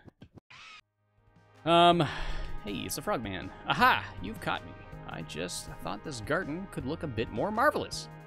He really loves the word marvelous. I'm almost done setting it up. If you'll excuse me, I have important work to complete. Please, Jimmy, you know I enjoy a good round of Shake the Frog more than anyone. Like that's a thing people play, is Shake the Frog. Like you go into the woods, find a frog, pick it up, shake it, and put it back down. That's what I do. But this is important work. I remember I caught a frog once when I was in Newfoundland visiting my cousins. And yeah, we caught a frog, found one. And we're like, hey, we found a frog. And then we're like, this is cool. What do we do with it? I don't know, we just kind of put it back in the woods. It's like kind of short-lived. Wait, what did he say? A great strategy will scar the heart of Smile. Uh-oh. Uh-oh. That doesn't sound good. What's 9? Why is there... Okay. I like this bee, guys. Utilize your brawn to hide your low self-esteem. I'll just do regular tech for that. Hoping I can get my answer done in time for the Q&A video. You just got surgery, really, dude? What'd you get surgery for? Oh, maybe I shouldn't pry, but if you don't mind answering. I've had a couple of surgeries in my lifetime, and Jimmy's gonna get dead, so I'm gonna go back and heal. I guess I'll just grind a little bit on some money. How many surgeries have I had? I've had 3. Yeah, I've had 3 surgeries in my lifetime. 2 of which I was put under. One of which I did when I was just, I was given, like, the dentist loopy juice. That just makes you, like, whatever, sedated, but not, like, actually sleep. But I just fell asleep anyway, because I was tired. So it's like, I may as well have been under for, like, all 3 of them. But yeah, I had my tonsils removed when I was a child. Then I had my wisdom teeth taken out when I was in, high school. Or no, it was the year between high school and college, because when I graduated, there was a year where I didn't do anything, because I was like, I didn't apply for college right away. I applied for college like later. Then I was just like, I just had to wait like a year just to start school. So it was during that year I had my wisdom teeth out. Then I had an oral surgery for my canine tooth, because that's the whole reason I had braces, was to open up that. In a lot of my older videos, like just a year or 2 ago, you'll see I have braces in them. And it's just because I had a canine tooth, my left canine tooth, and my upper row never came down. So I had them open up that space, and there's like some really gross looking springs in that big wide spot for like a little bit. In the Torque video, you can really notice it. The lighting in the Torque video is really bad too, so it just looks gross as hell. I got a comment saying, this guy's got rotten teeth. I'm like, no, I mean, my teeth were pretty yellow for a while because it was hard to whiten them with toothpaste, just because they're just hard to brush your teeth, and got braces like covering them for like a year and a half, so your teeth just kind of yellow when you got braces, which sucks. Yeah. You had surgery in your tailbone. It's your 3rd one. Oh, yikes. That sounds gross, dude. I hope you're making out fine. Yeah, the oral surgery I had, I was like in some of the worst pain of my life just recovering from that. I was put on Tylenol 3, then they put me on codeine, and they wanted to put me on Oxycontin, and I'm like, I'm hardly comfortable taking codeine. I'm not doing the Oxycontin. Oxycontin is like crazy addictive. Some places have banned it. My dad's told me that like some of his coworkers have like gotten prescribed it for like after surgeries, and then after they stop taking it, they go through withdrawal, and they're like, "This sucks. Don't do Oxycontin." So I didn't get that filled, but because of that, I was just going through like so much pain. It was terrible. I couldn't eat anything for like 2 weeks, and God, it was awful. Yeah. Have you heard of Cartoon Fight Club? No. Had a root canal or cavity? I've never had a... Oh, are you saying that you've had a root canal on a cavity? I've never had a cavity or a root canal. I've never had any problems with my teeth, other than like that oral surgery. But that was just a matter of getting a teeth out. Yeah, having braces really sucked. But I mean, a lot of times I look in the mirror and I smile and I'm like, yeah, it was worth it. What was a year and a half of my life? You know, I'm gonna live like for between 60 and 80 years, hopefully. You know, what this like 2% of my life? Just a year and a half, right? It's worth it. The earlier you get braces, the better. I was actually supposed to get them in middle school, but my sister also needed braces. My parents couldn't afford to get us both done at once, so she was priority because she was the older sibling. That, and I was really against it. I didn't want braces, and I wish I was able to get them in junior high instead of college. People just don't take it as seriously when you have braces, because it just speaks very like juvenile, I guess, just because you see more kids with braces. But I mean, adults do get braces. Sometimes it just takes you that long to be like, yeah, I should probably get these, you know. Have I seen the 3D indie platformer Clive and Wrench? Yeah, I actually got an early build of that from the developer. They sent me it, and I played it. And it was good. The animation in that game is so bouncy and fun and smooth, and the characters are all great. And the level design, like I played one level.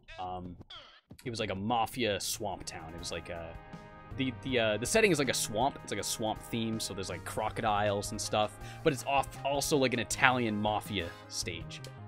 So it's like you got that Italian New York kind of city, and you got these crocodiles that are like mafia with Tommy guns, and it's like this reminds me of like Gex's Italian level, but like even I don't know. It was awesome. I loved it. That game's super good. Check that out. That guy's got a Twitter. Clive and Wrench is what it's called. That game's super fun.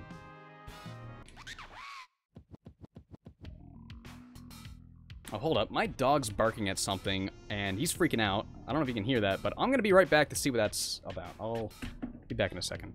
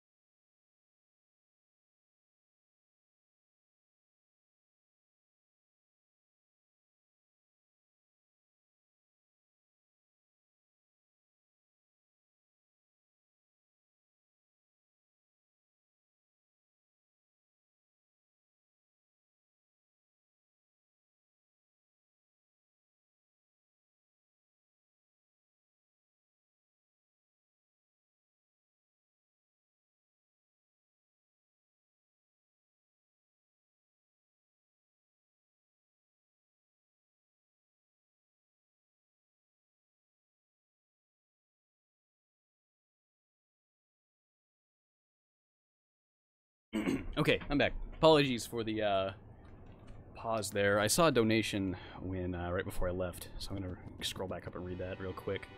Spanky Lot, $10. Thank you, dude. Love your channel. Congrats on 100K, homie. Any tips for a person who wants to get into making YouTube videos, more specifically finding motivation for creating content?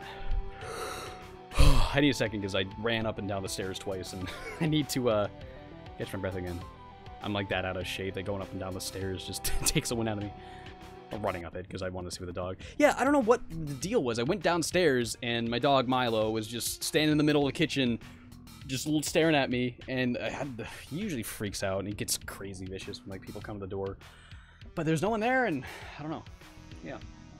Okay, so you want advice on what was it? Finding motivation to start creating content. The reason I wanted to like do videos in the first place is because like there was a lot of games that I valued and loved, like Yumeniki, Star Tropics, Tasmanian Tiger 2, or like anything that's like, yeah, there's like no videos on these things that I love that I don't know if I love Tasmanian Tiger 2, but I enjoy, I'm interested in. Even if like the first and third games aren't really, I'm huge on, but I still like that second game, and I want to do the whole series. Kind of gave me an excuse to play them all. So yeah, you just gotta find stuff. It's like, yeah, there's like no one knows about this. I wanna tell the world. You know, I'm gonna actually not use that because Jimmy's like half out of MP there.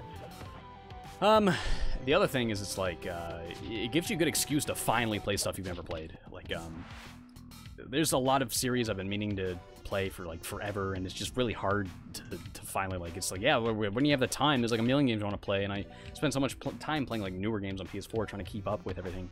But doing videos on older games, I was like, well, there's your excuse. I finally played through Sphinx and the Cursed Mummy for the first time because I reviewed it, and that was an amazing experience. I finally had an excuse to replay all 3 Rayman games. Finally had an excuse to like actually finish the first Rayman. I never did that before. You know, a lot of games, it's just like a good excuse to finally go back and play it. And Yumeniki fan games, yeah, it's like, that's like something I would love to spread around. It's like a lot of people just don't know about it. Yeah. I don't know if that's the answer you're looking for, but I hope that helps. Just join the stream. Are you planning on streaming the game to the end, or is it going to be a one-off stream? It'll probably be just a one-off stream. I just wanted to show that like the game's coming out soon, and you know, I just want to stream it to maybe get some people interested in it, maybe direct some people this way, because I really like this game. I think it's fantastic. That was the wrong way. That's the way I came from. I lost my sense of direction because I just came back from going downstairs to check on the dog, right? Ooh, that guy wants a hug. He's like, he looks like he's like, okay, I'll give you a hug, just, and he's like closing his eyes, like, okay, just get over it. It's like he's ready for the hug, but he doesn't want the hug. Oh, this guy's got a good defense. Oh, this one apart. Oh, dang. Eddie and Puff.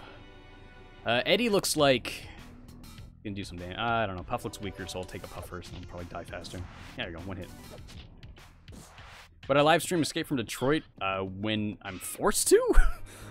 I wouldn't need to be forced to do that. Like if someone wanted me to stream that game, like I'd love to stream that game. That game's great. I mean, I think the game's not great, but I mean, it's like that game's like that's the time. That'd be a fun experience to share. The dude that made that, like I actually talked to him on Discord. He's a really friendly guy. He's actually really nice, and I I've even felt bad like putting out that because I hate making fun of games from like people that worked hard on it, you know. And but I mean I try to be constructive, and I have that ending of that video where I'm like, yeah, you know, this guy, your practice makes perfect, because I made rip-offs of Sonic games when I was in middle school, and I thought they were awesome, but I mean, that was a good way to learn how, like, Game Maker worked, and, you know, it's a matter of that. And apparently he's, like, remade it, and it's, like, a lot better now. It's still not, like, good, but it's, like, a lot better, and it's like, that's awesome, he's improving, so, you know, I think it's awesome. That guy, like, kept at it, even though everyone kind of made fun of him for it, you know, that's really admirable, honestly. So yeah, shout out to that guy, the crazy one. I forget his real name. It's like Alex or something, but that guy's great, honestly. I don't know. I'm gonna read that again. Oh, hello, Jimmy. Some green-haired guys told me not to talk to you, but I'm in a bit of a pickle. They made me dig a bunch of tunnels to confuse you, but I got lost, so I labeled them all. I don't think they liked that, so they shook me and told me to go back to Trash Town, and I don't know where that is. Because I guess like it's Smile, not Trash Town. So she doesn't know what the hell they're talking about. They call it Trash Town. It's really funny. So I guess I'll do that and head back home instead. Yeah, that's what I meant. Okay, so there's the 2 that I got. There's a 4. I don't need that. Oh, I remember this ability that lets you like create a vine there. So that's gonna let me get up there. So that's what that 2 is. So not only does that 2, like, it's just kind of the dead end to like show you what these tunnels do, and how to navigate it, it's also a shortcut. to get right back here. That's really cool. Shake some scarecrows. The Whisper Weaver will soon emerge from the darkness of the garden. I don't know what kind of, like, Edgar Allan Poe books these scarecrows are reading, but... One guy actually got really mad at me on... What video did I mention Allan Poe? I just call him Allan Poe for short. I know it's Edgar Allan Poe. But one guy got mad at me. He's like, why are you calling him by his middle name? It's like, his name's Edgar Allan Poe. You know that, right? I'm like, yes, I know. I'm just generalizing. Like, what are you mad?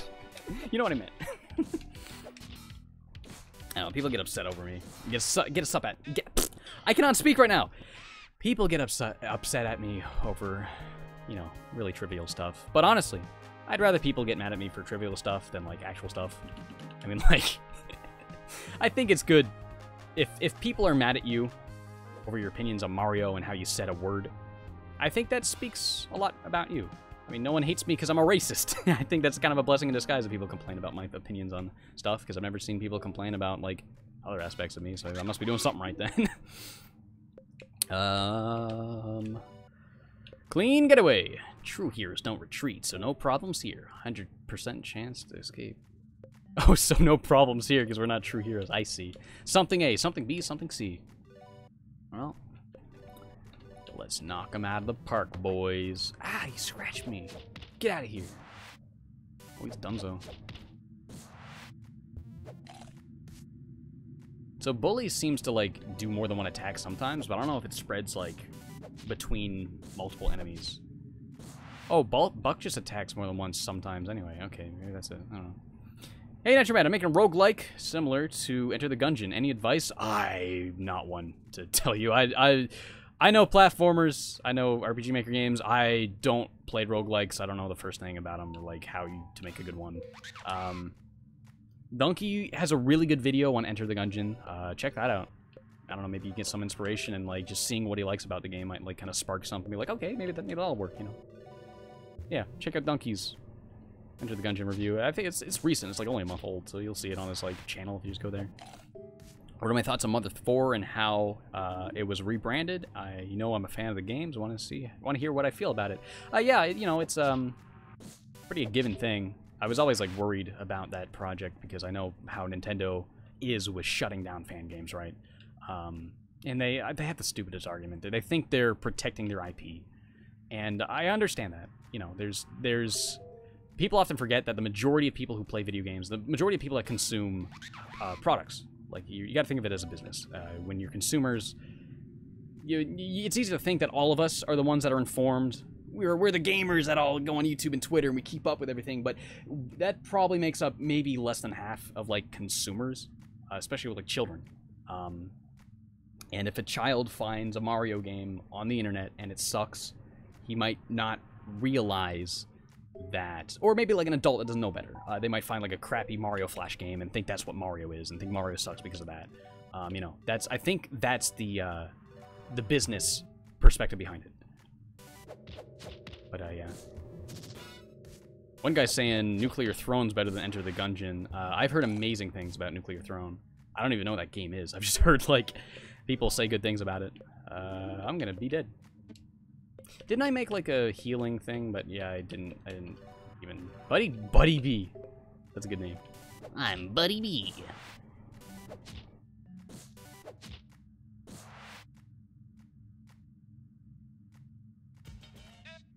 You're good with RPG Maker Envy. Any advice for making a game? You gotta give me a little bit more than that just to go on. One person, someone actually asked me a Q&A question. I guess I can say this. And I'll answer this too in the Q&A. Someone asked, like, what's the most important thing in an RPG Maker game? Is it the gameplay, graphics, or story? And I said, I'd say the graphics are the most important for getting people to play the game, because when you see a screenshot of an RPG Maker game, you wanna see a character that you're like, oh, I like that design, so I'm gonna check this out. You know, that's what makes people click on your game. So you gotta have, like, good art, I'd say, is the most important for getting people to it. Gameplay is very limited in RPG Maker, but I mean, it's really interesting how people, like, get around it anyway and just think of, like, cool things and somehow execute it. Even making games where you don't even fight stuff. I'm gonna die in this fight, aren't I? Oh, one HP again. I don't know. You just gotta find a... There's a couple of different routes you can go. You can go either like, yeah, I'm not gonna have a good battle system, but I'm gonna have a great story. I'm just gonna use a default battle, whatever. Or like Off. Off does that. Off has such a boring battle system because it's just the default, like bland as butter. It's super easy to get through combat. But the story in that game's fascinating, and the graphics are super, super fun. Or you can go a different route and try to have like simpler graphics and I mean, like this game, even if the graphics are simple, they should be definitely appealing. And then you just gotta find a cool gameplay things, and that's what this game does. You know, it has the different forms and stuff. Lisa completely reinvented what you can even do in an RPG. It made it a side scroller, completely about exploration, and that was awesome. And it had the whole party system, the whole gang system. You're making like gangs and stuff. You can pick different gang members. That was awesome. So I think you gotta decide on what route you're gonna take.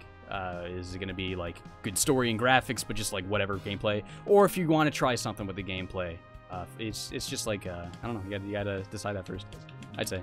So I guess that's my advice. Just kind of figure out what route you want to take. And I'm not saying those are the only two routes. It's kind of from my perspective. That's just what I'm thinking of right now. But yeah, I don't know. Will I review Long Gone Days? I don't know what that is. Fun fact: both you and me have the same name, and we're born the same year. Wow. Cool. I mean, I'm sure there's plenty of people named James born in '94. A lot of people on the planet, but you know, it's still cool. I mean, like I remember when Wendy and Eddie. I remember when I was younger and I was like getting into YouTubers the first time, and Angry Video Game Nerd was one of the first ones I watched. I thought it was amazing that I had the same name as a YouTuber, you know. So I understand that feeling totally. Like it feels cool. Like, hey, this guy's got the same name as me.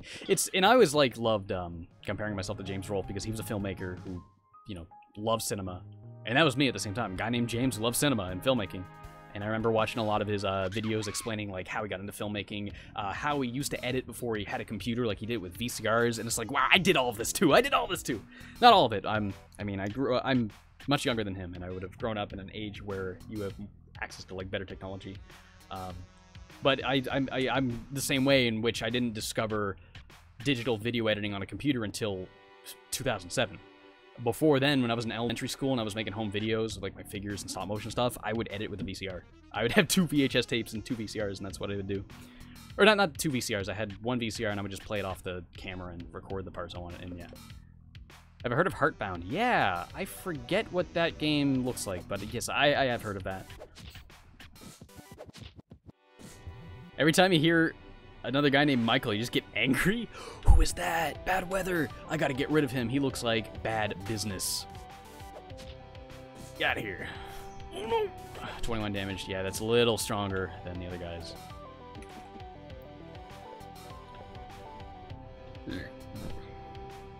Part of the reason you call yourself Merm.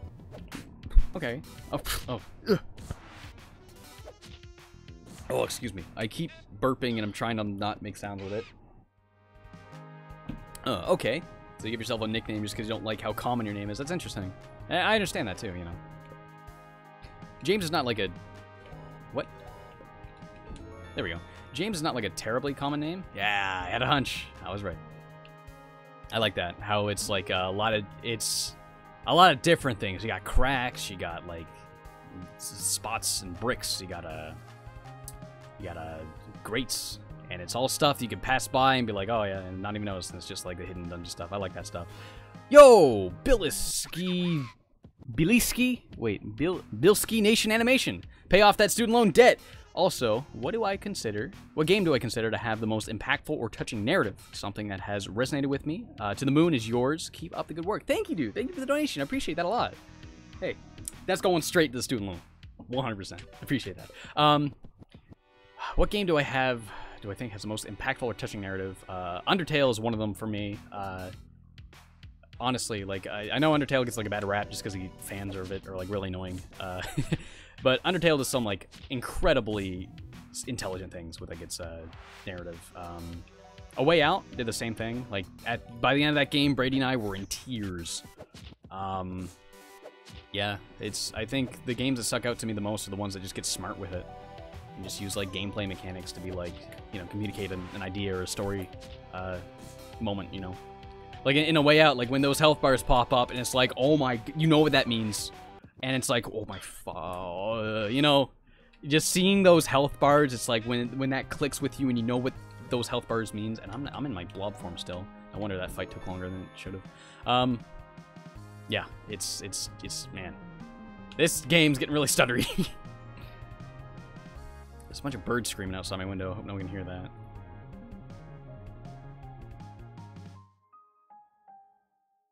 Can anybody hear my, like, fans and stuff? I didn't even think of that. Because it is so hot in here, and I normally stream with the fans off, but I need them on right now. Because I'm dying of heat. Will I review Undertale fan games? No, I've kind of moved on from Undertale. I think I'm pretty content with just playing the core game that one time, you know? Okay, here I was, and the game's getting really choppy. I inspired you to write scripted reviews in general. That's cool. Right on, dude. Good on you. I'm gonna bully these guys. Oh yeah, Mother 3. That was... Mother 3... that ending. Again, yeah, that's probably one of the earliest examples of using, like, a gameplay mechanic where you see that happen and it's like a video game thing, but you know what that means for the story. In that boss fight, people who play the game know the one when the thing reflects off the Franklin badge and the phrase "whatever has been mortally wounded." It's like, oh my god, I know what that means. Oh my, that's when the waterworks start pouring out, right? It's stuff like that. So Mother 3 definitely one of them for me. Am I excited for Omori? I forget what that is. Is Omori that kickstarted RPG Maker game with like the really like pastel looking art style? Is that the one? I haven't kept up with that, but I've been told about it a couple of times. Yeah. You'd love to continue playing Mother 3, but you keep getting stuck on every boss. The only boss I got stuck on were all the instruments. It's like a trumpet and whatever. It's like the band of instruments. That boss was so hard for me. And I'm losing health. I'm gonna use that. What is it? Did I already? Huh? Oh my god! Come on.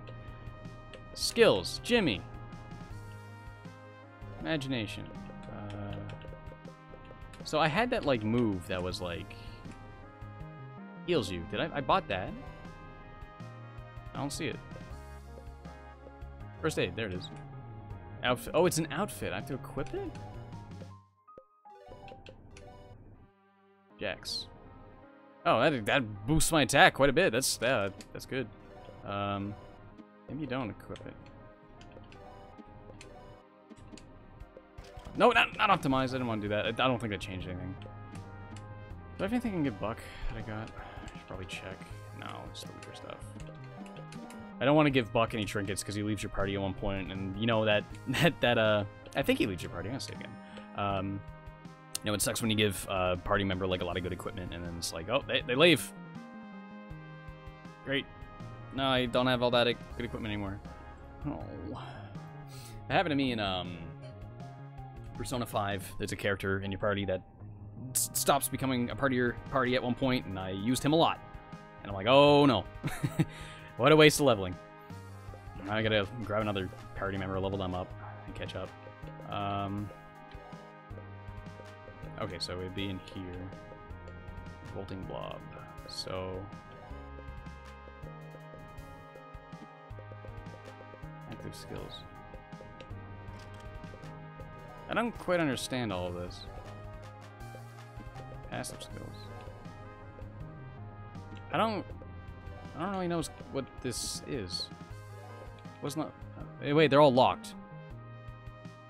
Oh, I see. Okay. So you unlock those. I understand.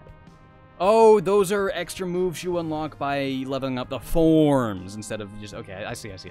But, I don't know how to get that healing move in my... whatever. I'm just gonna go to that cave. Try to get through and try not to die. was my favorite first-person shooter. I haven't played, like, I've never been a big first-person shooter guy. I remember, like, junior high, I was one of those guys who were like, yeah, Call of Duty sucks. I don't like first-person shooters. But then I started playing a lot of them. I was like, yeah, there's plenty of first-person games I love. Half-Life 2, that's a good one. Wouldn't say it's, like, my favorite, but that's a good one. Deus Ex Human Revolution, that's not really, that's not a first-person shooter. That's a stealth game. It's just in first-person. And you can shoot dudes in first-person, but I mean, it doesn't make it a first-person shooter. Shooting isn't, like, the prime objective of that game. Wolfenstein, New Order, and Wolfenstein 2. Those games are fantastic. The new Doom game was super good too. Really like those games. I want to say the Metroid Prime series, but those aren't really shooters. You know, they're like exploration games. Have I heard of Ride to Hell Retribution? Yeah, that was that really bad like 360 game. I remember Pro Jared reviewed it. I think. If that's the one, I'm gonna Google that just to make sure that's the right one. I'm thinking Ride to Hell Retribution. Yeah, that game. I watched Bro Jared review that. Oh, yuck. What a bad game. My favorite part of that review is when he shows like how certain scenes lack sound effects, and there's like someone's taken hostage, and he like does this move and takes someone else hostage, and there's no sound effects. It's like, wait, what just happened? Yeah. Unconscious. Let's go. See, I got like no health left, and I don't want to use my items yet. I want to save them for like boss fights. So let's see. I want to use that first aid, but I don't know. See, it's in outfits. Manuals. How do you use a manual? This is normally when I Google it, but I mean the game's not out yet. The info wouldn't be up. Skills, equipment. I guess equipment, but I mean I already tried this and it's not there. Unless you just can't equip it. Oh, they have different personalities. That's interesting. Wonder if you can change that at some point. First aid. Okay, there we go. Buck can use it. Okay, Buck, heal me up. Boop, boop. That's a good sound. That is a good healing sound. I like that a lot. That's really satisfying sounding. Dang. Use that. I tried to click A in the minecart. I ended up going to the battle. Whatever. It's an easy dude. Oh no! Oh, it just startled me. Okay. Of course, it's one of these dudes. Will I ever review Yokai Watch? I really like the original Yokai Watch. I don't think I'm ever going to review it, though. Yokai Watch 4 is a thing, and it's on Switch, and, like, wow, it looks cool. I don't know if, like, honestly, I didn't think Yokai Watch 2 was that great. But if they ever actually localize Yokai Watch 3, I'd be down to get back into it. I haven't, like... Oh, that startled me. I was like, what was that? Yeah, I'd be down to get back in the series. I just haven't been into it in a while, just because, like, I fell off of it with 2. But yeah, that first game, I really liked it. The battle system was, like, just so different and cool, and I love the humor in the game, too. It's just, like, that dumb, like, kid show humor that I love to death. I had, like, juvenile sense of humor, you know. That's like, up my alley. And this game's got some of that humor, too, and I like that a lot. I played Rule of Rose. I played it, briefly, back when my friend Robbie first got a Swap Magic. There was a night where we burned, like, every horror game that was on the PS2 that we could find, and Rule of Rose was one of them. That was when I first played through Silent Hill 4, because that was the only one on the PS2 we haven't played at that point, and we played through the whole thing together, and we, like, loved it, beginning to end. I'm even through all, like, the kind of, like, chunky parts of that game that are kind of, like, annoying, like the escort stuff and whatever. But yeah, that night we also played Rule of Rose, and we didn't, you know, we were just trying it. We're just seeing what sticks with us, and we ended up going with Silent Hill 4, so of course we didn't, you know, play much of it. But we played probably a good half an hour of it. Saw, like, the settings, the characters, and it was interesting. It seemed like it could go, it's like, yeah, this could be a very interesting game, but I'm just not having a lot of fun with it right now, so I'm going to move on to something else. That with Kuon. One of the ones I played longer was Echo Knight Beyond. That was awesome. Why am I obsessed with Lucario? That's not normal. I don't think I'm obsessed with Lucario. I like Lucario. He's like one of my favorite fictional characters. I have a couple of dolls of him, you know? And I got like a figure of him, you know? Just because I like him. I don't think that means I'm obsessed with him, but, you know. I mean, I do have like a gigantic Lucario plush toy that's like on my bed. But that's just because I like Lucario. I wanted to support the plushie maker who made that. You know. Have I played Monster Hunter Stories? Oh, is that the one that's like Animal Crossing? With like the cat dudes with like the chibi art style? Is that what that one? I don't know. I wasn't like a huge fan of Monster Hunter. It was just too grindy for me. And I know the new one like streamlines stuff a butt ton, but it's just not a series I feel like getting into. Oh, hit the wrong button. Remember that part of Jared's review of Ride to Hell where he's fighting Ring and he just keeps kicking his opponent in the dick while talking about strategy and whatever? I don't remember that, but that just sounds funny. Yeah, that is Stories? Okay. I remember seeing a trailer for that. Like, it was first on PSP, wasn't it? I remember I made like a Japanese PSN account in high school and just to look at the Japanese games, and I was like, oh, there's so much cool stuff here, and I found that one. I didn't know what Monster Hunter was at that point, or I didn't realize it was. I knew what Monster Hunter was. I didn't realize that was a Monster Hunter game. I just thought it was like a cute cat game because the graphics are totally different, and I haven't played a Monster Hunter game. I didn't see like the graphics because like they do have the icons of like the cute versions of like the cats. They're called like felines, I think. And I was like, yeah, this looks like Animal Crossing, but on the PSP. I wish I could play this. If they have, I don't know if I'd play it though. Now I'm not as into like games like that as I was in high school. I mean, if they made a new Animal Crossing, I'd totally be all over that. I really want a new Animal Crossing for Switch, but like Animal Crossing like game. I don't know if it's like Animal Crossing. It looks like it, but oh, I think we got to get our Blob Boy get through here. Nope. Okay, guess not. Can I shake the web off? No. I'm gonna guess I have to burn that. Ooh. Oh, shortcut. Okay, that's a good spot to go heal. That's good. Hey, if you make an RPG Maker game, you got a big dungeon, make shortcuts. It's something I love about all the Souls games and Bloodborne. I say all the Souls games. I've played one of those. Yeah, not a lot of games do shortcuts, and it just sucks backtracking out of the whole freaking dungeon when it's like, I gotta go heal. Hey, just make a shortcut. Boom. Get right back out. And I'm going to save. Do I have any interesting hobbies outside of gaming? Filmmaking. Watching movies. That's it. I pretty dedicate most of my life to just playing video games at this point. I used to love camping a lot. I used to be in scouts, and we used to go camping like all throughout high school. Even in college, I used to camp a little bit. I haven't gone camping in ages, though. Love to do that again. That was a big thing. Camping and hiking I was big into. Oh, so you can take those guys out before they split. Okay, cool. What would happen if someone forced me to play Bubsy 3D, Mort the Chicken, Tie 3, Rough Trigger, and Cow GBA? What would I choose? Oh wait, like if I had to play one of those, what would I choose? Probably Tie 3. Tie 3 is definitely the most bearable out of those. Maybe Rough Trigger. I mean, Rough Trigger's bad, but at least it's like easy, you know. God, 2 steps in, I get a counter. I remember in Pokemon Silver, you can get an encounter just by like facing a certain direction. You only have to like take a step.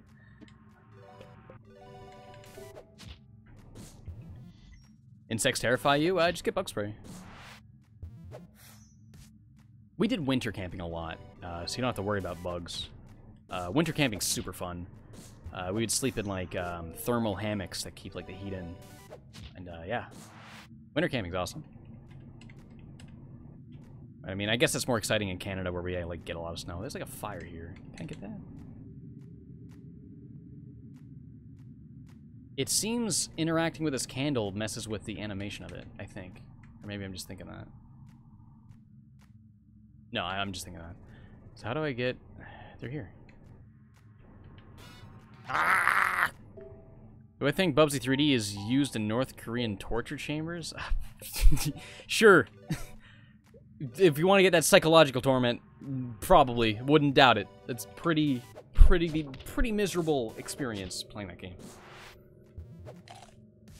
It's my least favorite Mario game, excluding spin-offs. So, like, 3D games. Oh, but that'd be 3D Land World. That'd be 3D World. I mean, I think that game's great, but it just lacks what I look for in a Mario game to an extent. I'm gonna explore back in here, see if there's a way to, like, open that up. That was just, like, a chest, right? There's gonna be some sort of spider in here. That's gonna be the boss. I vaguely remember a spider boss in a screenshot. I don't know if I played it in the demo, but... Is the game fun so far? Yeah, it isn't appealing so far. What do you mean it's not appealing? This game's great. I really like the writing and humor. I mean, right now, you're just kind of watching me grind and stuff and walk around, which is kind of like a lesser interesting spot of the game. But earlier, when it was, like, talking to dudes and reading the dialogue, it was all, like, good fun. This was just the chest, yep. Someone earlier mentioned, oh, this game's out. This game actually isn't out yet. I got a review copy of it from Casey. He was nice enough to give me a download code for it, so I can play it a bit early, so I can, like, stream it, show you guys some extended gameplay. Yeah, this game will come out August 7th, in 3 days. I don't know how much it's going to be. I can't imagine it'll be, like, that much. But, yeah, I would easily recommend this when it comes out in 3 days. This is a very good game. Again, I pressed the wrong button. Whatever. Smash my way through this one. I wish I could get into Silent Hill, but I am a coward when it comes to horror games. Well, you get braver when you get into horror games. Like when I played through the first Silent Hill game, I was so scared. I like couldn't even handle it, and getting through that game just made every other game significantly less scary to me, because it just kind of like hardened me, I guess, to like horror a little bit. And just playing so many horror games, you get used to it. I mean, you still get scared, obviously, but it's like, yeah, I can do this now. The only games I still have a hard time playing just because of being scary is PT and Dread Out. Just because those games are way too scary. But any Silent Hill game, I can plow through it. Well, then again, I've beat every Silent Hill game. I know where everything is.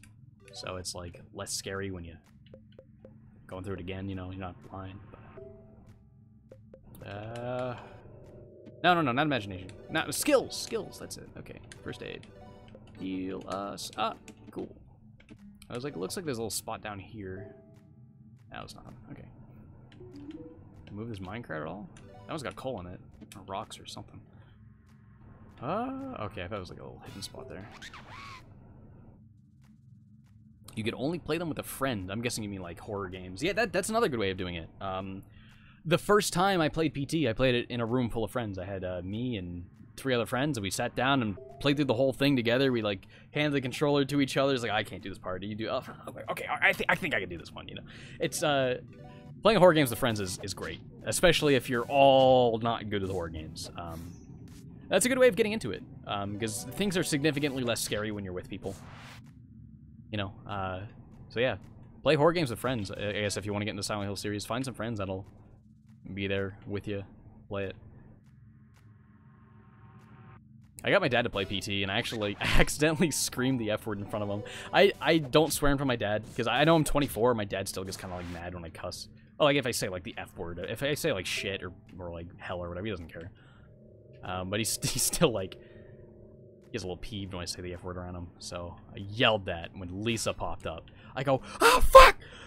And my dad just looks at me. I'm like, I'm sorry, Dad. He was like, that's fine. You got scared. It's don't blame you. But yeah. It's weird. He didn't find it that scary. PT, which like boggles my mind. I mean, my dad doesn't play video games, so I think it was more so him just being too distracted by like, how do I turn up? Like seeing him, like my dad playing any game with 2 sticks, where like use the right stick to move the camera, he can't do it. I tried to get him to play LA Noire, and he couldn't do it. He couldn't get out of the building. He couldn't get, like, you start at the mission, and you're loaded into the detective like office room or whatever, the police station. Yeah, and he couldn't get out of the police station. Just he couldn't get a hang of moving the camera. It's really interesting. People can't like adjust to that. Well, like my dad like loves like NES games, like anything simple. 2 buttons and D-pad is what he plays. Oh, that's just the entrance again. So there must be something I have to do out here before I can burn that down.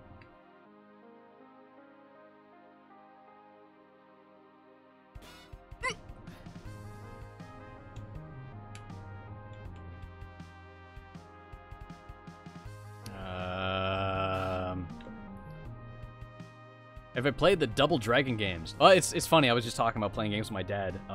Yeah, I used to play Double Dragon 2 with my dad when I was a kid. I was real young because my dad liked the NES games and he liked Double Dragon. The Double Dragon was fun.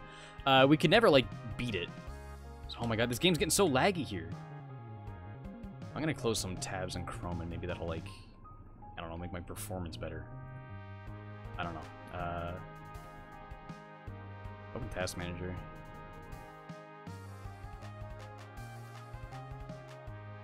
My memory usage is only at 34%. My CPU is only at 14, so I don't know why the game's stuttering so much. RPG Maker games just always do that when I stream them. I don't know why. It's really irritating. But yeah, Double Dragon. I remember, oh, it was Beehive. Right, because I went to get the honey. I forgot. Hi there, Jimmy. What are you doing way out here on a toasty, roasty day like this? Oh no, it's the Destroyer. How long is it gonna take? Face me, Destroyer. Don't you? I see, right. Guys, I guess Buck must, like, kill bees and bust up beehives. So, like, to them, he's the Destroyer. Like, he's a god or something. That's why he's like Beerus is funny. But yeah, my dad and I would put on Game Genie, just infinite health, so we couldn't die. And we just played through the whole game in one sitting, like in like an hour or two, and that was awesome. And the first time we got to the final room, the way Double Dragon 2 ends is you beat the final boss, and then you have to fight each other. It's like, yeah, you did this whole journey, but who is the better fighter? Then you fight each other. And we didn't understand that. We would beat the boss, and then the game wouldn't go to credits. And we thought we just soft-locked it. I guess we did soft-lock the game because we had to cheat on where we couldn't get hurt. So we couldn't hit each other. And we were like, wait, what? And we didn't understand because we never got to that part without Game Genie before. It was so funny. I remember finding that out years later that you had to fight each other. I'm like, oh, that's cool. Ever heard of Barbecue Quest made by Joel from Vinesauce? No, I never heard of that. I don't know much about Joel. I watch Vinny. I've watched Joel a couple of times, and he's pretty funny, but I like Vinny. Hello, Jimmy. I know you have come far, and I would love to share our honey with you, but we need your help. We have lived at peace with you and your family on Homeflower for many generations. Long ago, my great-great-great-great-great-great-grandmother stung your mother on the nose. Oh, that's funny. Great-great-great-great, because Bee's lifespan is like a year. Instead of declaring war on our kingdom, your mother just went, oh ho ho ho, and planted more flowers in our garden. We have never forgotten that. However, Homeflower is dying. The land to the west is wilting. I do not know the cause, but it's only a matter of time before our kingdom dies as well. Now, a gang of ruffians has taken residence in the wilted lands. They've demanded that we refuse to help you.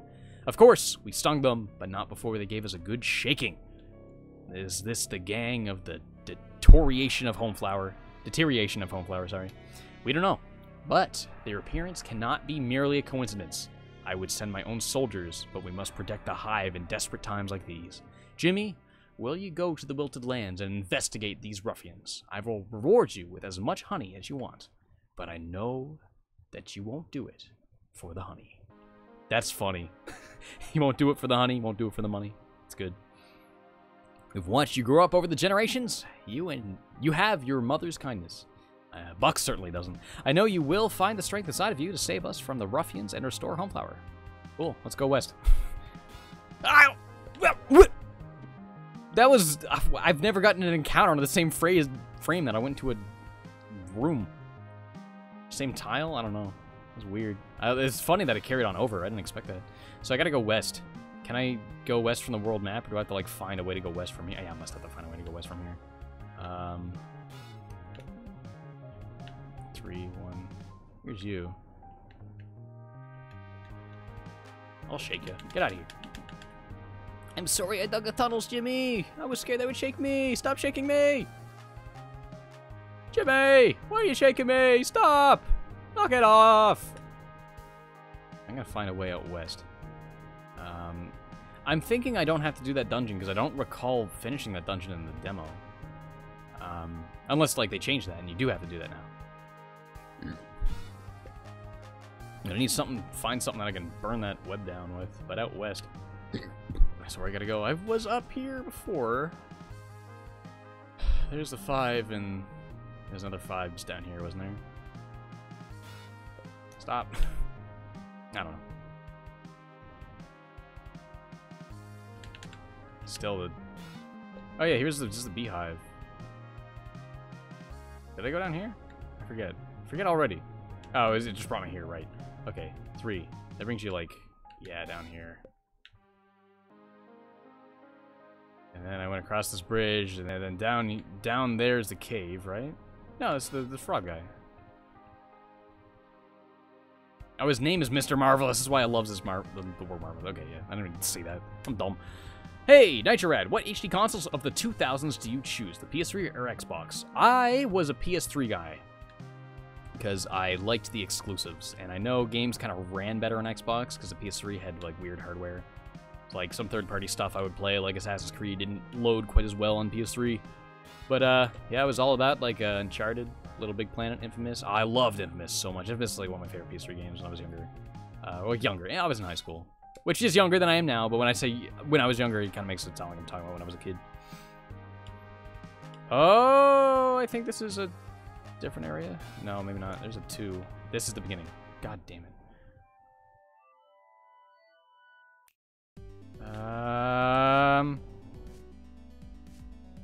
There's a bridge here. Unbreakable bridge. It's broken. Got a good old Titanic situation here. I don't remember this from the demo. But I mean, again, the demo was a year ago, I don't remember. But yeah, I never had a 360 until recently. I got one off Kijiji. For Americans that don't know, Kijiji is basically the Canadian versions of Craigslist. It's owned by eBay, though, so I don't know why you guys don't have it. We have Craigslist, too, but nobody uses it. Kijiji is, like, so much better than Craigslist. I can't believe you guys don't have it. But yeah, I got one off Kijiji for 30 bucks, which is Canadian, which is like 20, probably 23, 24 bucks American. Got a real good deal on Xbox 360. Came with a bunch of games, none of which is stuff I care about. It's just like a bunch of older Call of Duty games, like Black Ops 1 and 2, Ghosts, and Assassin's Creed 2, which like I doubt I'd play that game again. At least on a 360. But yeah, I got the 360 literally just to play Banjo and Banjo-Tooie, just for just with like higher frame rate, better resolution and stuff. HD Banjo is the HD Banjo machine. I'm gonna save right here. I don't know where to go now. I'm gonna guess I need to shake something. So I'm gonna try shaking something. Maybe there's some scarecrows I gotta shake up and get them to hook me up with some info. Opinions on Fortnite? Fortnite's fine. I don't got a problem with it. People seem to like furiously hate Fortnite. I don't understand that. I think it's fun. I played it twice with friends. No, I played it once with friends on PS4, then I played it a second time on Switch just to see what the Switch version was like, and I ended up in a party with like 3 screaming kids. I've never got a single kill in Fortnite. I always die. It's not my kind of game. I'm just bad at it. But it's fine. Like, if people like that game, it's like, yeah, I totally see why you're into this. It's fun. I'm just not into competitive stuff. One thing I can't get enough, though, is that stupid Fortnite meme where, like, they'll edit something into the Fortnite dance. Like, there was one someone did of Diddy Kong and Donkey Kong Country. Someone else did one of, like, the GameCube, you know, that GameCube intro meme, where, like, did it, and it made the shape of a dude who started dancing. It was the frickin' Fortnite song. The one that's like, that one, yeah. I thought that was funny. I thought that was really funny. Can I shake trees? I can shake trees! Wow! Does that give me health? I mean, I don't need health right now. I didn't think of shaking trees. I was only thinking of shaking, like, people. That's what goons do. Blood will leak like tears from the stones of the western mountains. That's what are you talking about? And again, I just don't know where to go. I must have to do something in that cave. Like the bees told me to go out west. Maybe after talking to the bees, this is open. If I called my Xbox 360 the Banjo Machine, then can I play Banjo-Kazooie Nuts and Bolts then? Yeah, I'd like to play that game. I've never played that game. I've heard so many contrasting things about it. So many people swear that it's, like, not as bad as people say. And honestly, like, the only video out there on it that's, like, people kind of worship about it is JonTron's. And JonTron's entertaining, but I wouldn't go to him for, like, realistic opinions. Like, you can tell from his Star Fox Adventures video, you can tell from his B-roll that he got 1 hour into the game. So you can't really judge the game. Like, that is a mediocre game. I don't think it's like god-awful or terrible just because it's not a Star Fox game. It's like a average, it's a pretty like par Zelda game. I don't think it's like worth like just getting an hour of B-roll and then making what the fuck? You know, it's, I don't know. But yeah, I feel like Banjo Nuts and Bolts just got it further a bad rap just because of that video he put out on it. And people like treat the game like it's Satanist garbage, but it's like, I don't know. I'm sure it's not that bad. I'm sure it's fine. I mean, of course, it's not what anyone wanted. But I'm sure it's fine on its own merit. I can't shake these trees. Have I gone... I mean, I opened the toy chest. Yeah, that just brings me here. What I think of Pro Jared's Sonic Adventure 2 video, I don't think a lot of his points are very strong. Okay. I'm not going to get too into it, but there is a couple of criticisms that were very dumb. I'll say two. One where he's like, make Knuckles about punching things. Okay, they did that in Sonic Heroes and it was fucking boring. Injecting combat into platformers, I know from experience, not usually a good idea. Making Knuckles about punching things? No. He does punch things, but it's like, I find the exploration fine. I mean, a lot of his criticisms are totally valid, like how it doesn't, you know, do both emeralds at once. It should do all three, like the first game, I think. But anyway, the biggest thing is, like, he criticizes the camera and the invisible walls in that first boss fight when you're fighting, like, that mech. It's like, well, you can see from, like, the sidewalk. You're not going to want to go out there. And, of course, the camera's going to be looking at the... He complains about the camera. The camera's always looking at the boss. What else do you want to look at? I don't know. That boss fight's perfectly fine. I don't know. A lot of it just felt like criticism for the sake of agreeing with popular opinion, but coming off like, yeah, it's okay to like the bad game. I was like, I don't think it's that bad. 9, like, what is here? How do I... A great tragedy.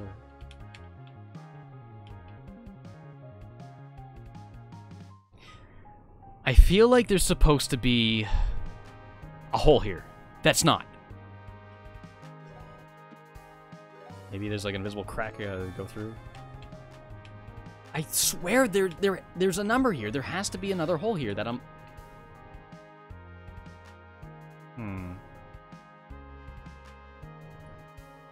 I'm gonna try something real quick.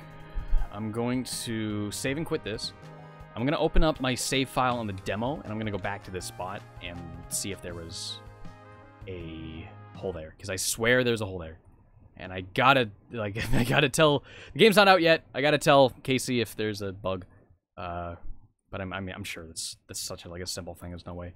But I'm gonna, just out of curiosity, I gotta do this. Jimmy, the Pulsating Mass demo. Game, EXE.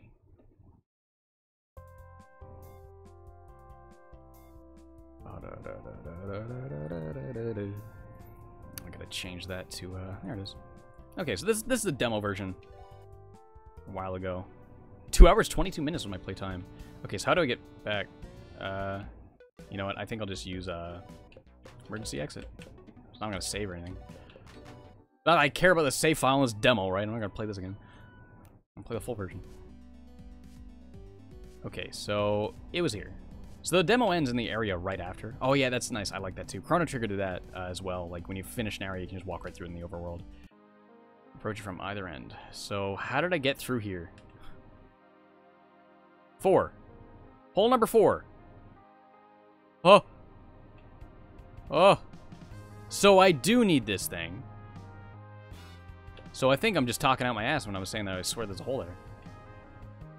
How did I get there? It was like down by that toy chest. Shut up. 7. No, it was that one. It was that one over there. I gotta cross the bridge.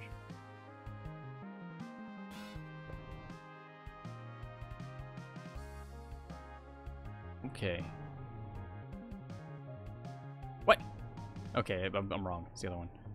It's the other one. Shut up. That number 9, like, it's just so strange there's no hole there. Maybe that's just meant to trip you up and, like, red herring, maybe? I don't know. What hole was it? I don't remember! I should have paid attention. Why didn't I pay attention? 6. Oh, it's 8. It's that one. It's 8 then 9, right? Maybe? I don't remember. Does anyone remember? How does a slime climb a ladder? I think he just goops up it. He just goops up the ladder. It was 4? No, it's 8. Yeah, so, yeah, okay. I am talking out my ass. Okay, let's close that. Boot the Steam version back up. Full version back up. Why is the live stream showing this folder? Oh, because it defaults to, like, the closest name, and it's got, like, the folder name that it took.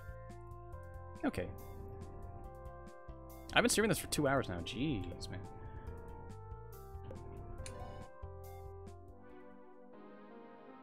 Yeah. So, I gotta do something with that seed. Oh, interesting, when you load up your file, you, go into base form Jimmy. You're gonna be punk Jimmy. Okay, so I gotta plant a seed somehow. Like, I gotta do something with this.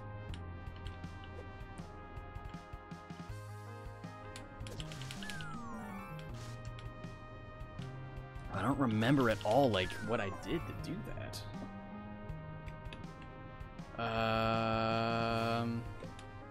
Well, I'm gonna stop running in circles here, and I'm gonna go back to the town of Smile. Ask around to see if anyone's got, like, a seed or something I can plant.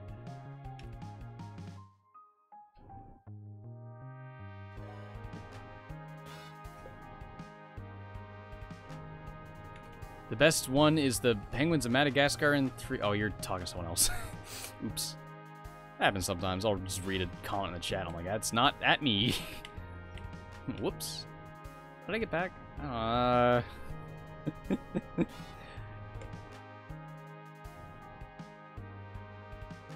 You think I need the flower form for that? Okay.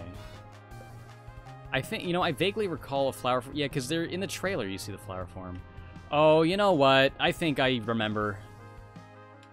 And I think I do gotta shake something. I think I gotta find a flower and shake it by the beehive. And then that'll be a flower. Be like, hey, what are you shaking me for? And then I gotta fight them. It's by the beehive.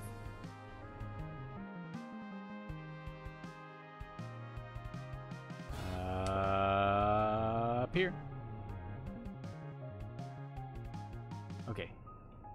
I'll get all these flowers. Gotta be something here. Wait, unless there's more in here to explore that I didn't... Ah!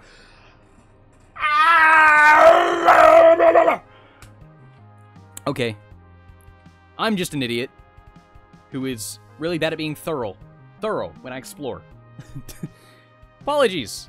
Running around in circles like an idiot. Oh. Your bank account has accrued 20% interest. I wish I had more than $4 in there. I'm gonna get like $1.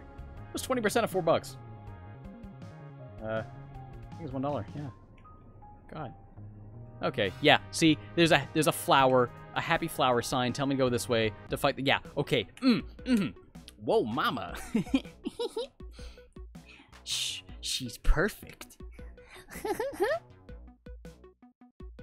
Jimmy, it's not what it looks like. We were just talking. I think he knows. I can't face my wife if he tells me. I'm sorry, Jimmy. We know how much of a blabbermouth you are. We can't let this get out. Sorry, Jimmy. I'm gonna kill the flower too? This is whack. Man. What is that called? A cuckold? A bee cuckold right here. Happy little sunflower. That's a happy big sunflower, it looks to me. I'm gonna be happy when I'm done with it. Oh, you pile of butt. Okay, that's why you get rid of the bees first. That's interesting that the bee heals the flower by pollinating it. I think it's really clever.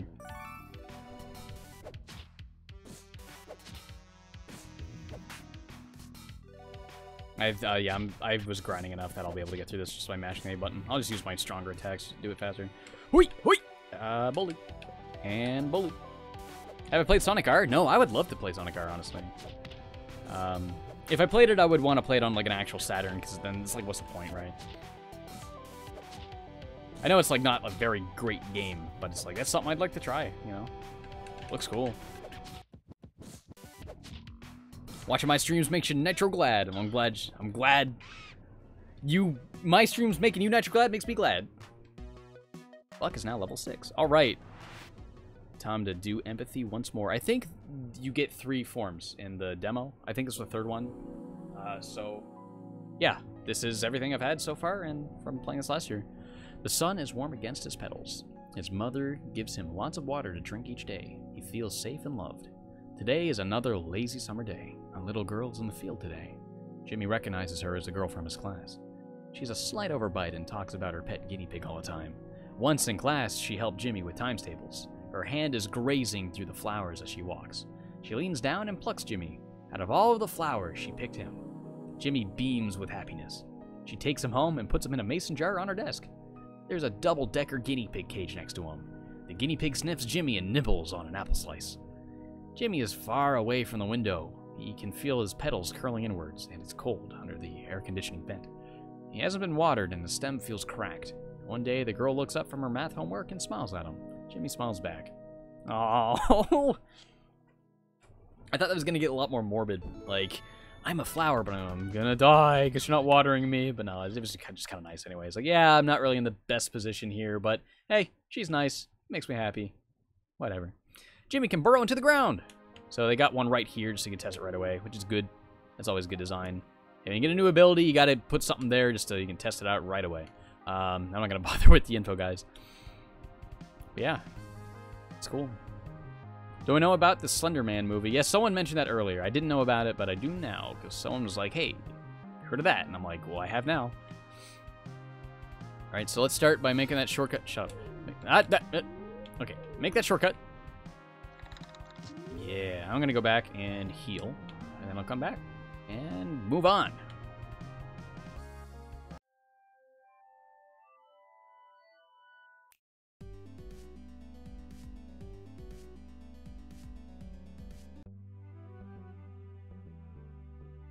Have you ever seen those videos showing how to make mechs and airships? Like in, what, like in Banjo, Nuts and Bolts? No. I mean, I don't think I've ever really seen gameplay of that game very many times. My friend Robbie, like, actually loves the game. He's like, yeah, it's very flawed, not super great game, but hey, I like it. I like it. Yeah, let's make a Gex movie, come on. The Gex movie would just be Gex making references to other movies. And it would be great. It would actually probably be pretty bad, but I would love it.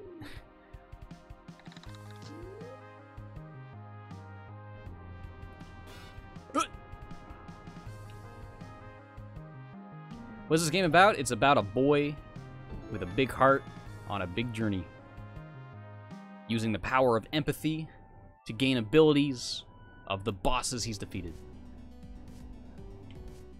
So that's where I gotta go in that cave. But I'm gonna go up here first. Clubhouse! So, ooh. I never trust a clubhouse with eyes, but I'm gonna go in anyway. Oh, yeah, I remember this room. The demo.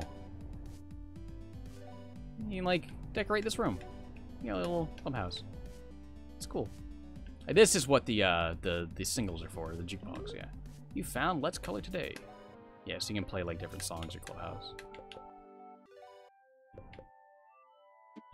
I'll leave that one on. Welcome to the First Bank of Grouse. Current balance is $4. You like to do. I didn't get my interest. Maybe that might have been just flavor text then. I'll just deposit everything.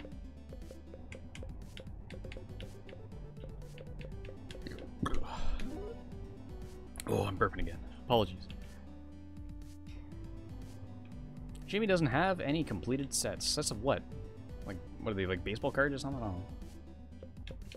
I just love it when they have like that little extra stuff you can do in RPG Maker games. Like, they don't need to do that at all. But like, I know Heartbeat's doing stuff like that. They have like this capture decks or something where you can get like all these different party members, which is cool. And then here you got like a little room you can decorate. That's cool. Super Mario movie. That's being made by Illumination, the people that make the Minions movies, right? They're a competent studio for like animation, so it's like, yeah, okay. If they're just animating it, yeah, that's fine. I really hope they're not writing it though. I hope it's a fully animated film, and I hope they don't do, like, some, like, live-action hybrid, like the Smurfs or whatever, like Sonic's doing. I never liked it when stuff did that. I always liked it better when it's just like, yeah, here's just a... Like, Ratchet and Clank. That movie wasn't very good, but at least it was just a CG film, and it was, like, visually entertaining instead of just trying some weird live-action shit, you know? Honestly, like, a lot of video game movies, I just wish it was animated. Like, the Sonic the Hedgehog movie... Does anybody remember the intro of, like, Sonic and the Secret Rings or, like, Sonic Unleashed? Like, those high-budget CG intro cutscenes? Those are awesome! Make a movie like that. Just make a whole CG Sonic film like that, and that would be amazing. That would be awesome. I would love to see something like that, you know? Ever watch the live-action Mario TV show? No. Well, I've seen clips of it, of course. I've never, like, sat down and watched it, though. The only episode of, like, any Mario show I've watched is the Mama Luigi episode, and that's only because of the whole Reanimate collab, where I watched it just because of... I've never, like, seen any episodes of that before that. But yeah. I'm gonna be a punk. Scram, punk. I'm gonna be a punk. Scram, punk. That was, like, uncanny. Goon applications were due by 12:30. I forgot about the Goon stuff. I forgot. This is so good. This is, man. I gotta apply to be a Goon. Can I shake this? Nope. Okay. You guys ready to apply to be a Goon? And you get a grade A in Goonery. Oh. It's a turtle on a turtle. Look at that.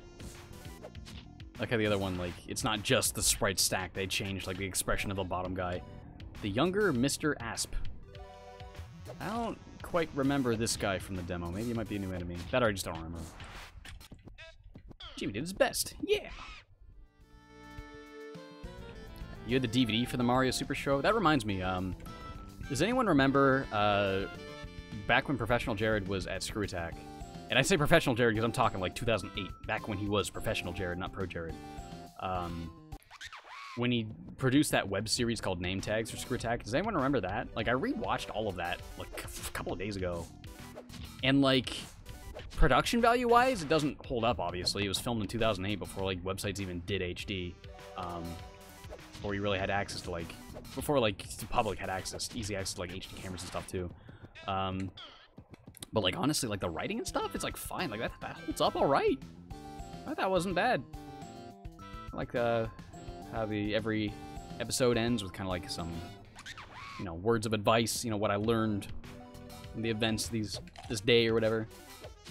And it always, like, kind of sets up the next episode, too.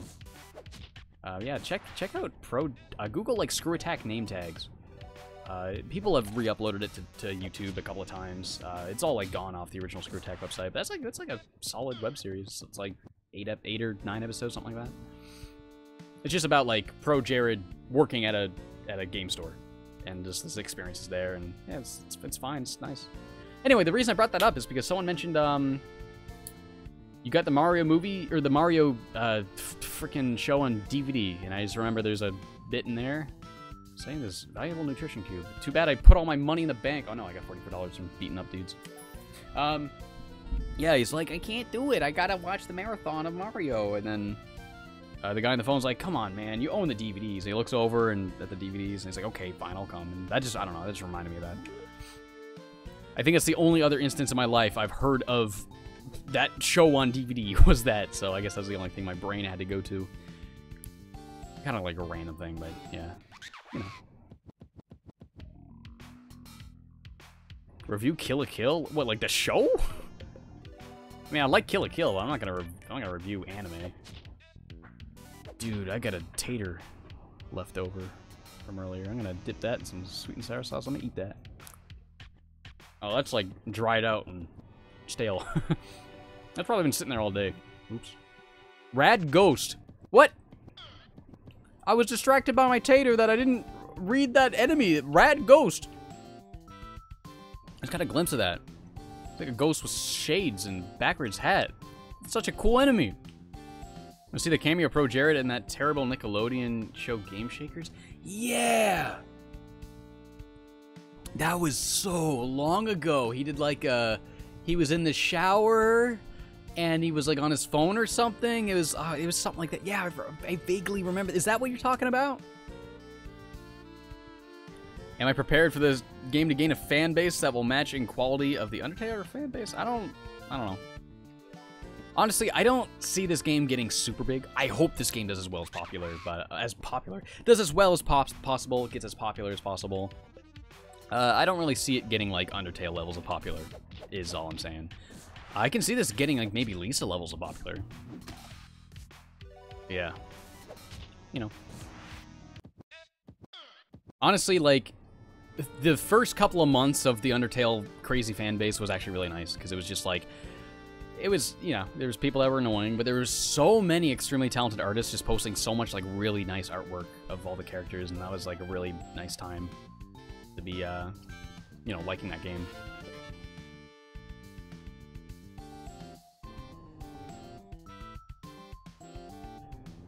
Toby Fox made Undertale, and you never heard from him afterwards. Looks like a rope. Can I... something with this? Nah. Yeah, Toby didn't quite, like, just ghost from the internet. I follow him on Twitter, and I see him tweet, like, once in a blue moon, but, yeah, I wonder if he's gonna... I mean, he's probably, like, so rich now that he doesn't even have to make another game. But, I mean, you know, making games isn't always just about making money. It's a business, but, I mean, it's also a passion, right? Like, Nintendo has so much money, they don't have to make any more games. They still do. It's like what Valve. Like, Valve has so much money, they don't make any more games, and that sucks because people want a new Half-Life. People want a new Portal, you know? And, like, yeah, it's just a shame that happens to some companies. They just make enough money, they're like, yeah, well, we got a steady stream of money coming in through Steam, so we don't have to make games anymore, and that sucks.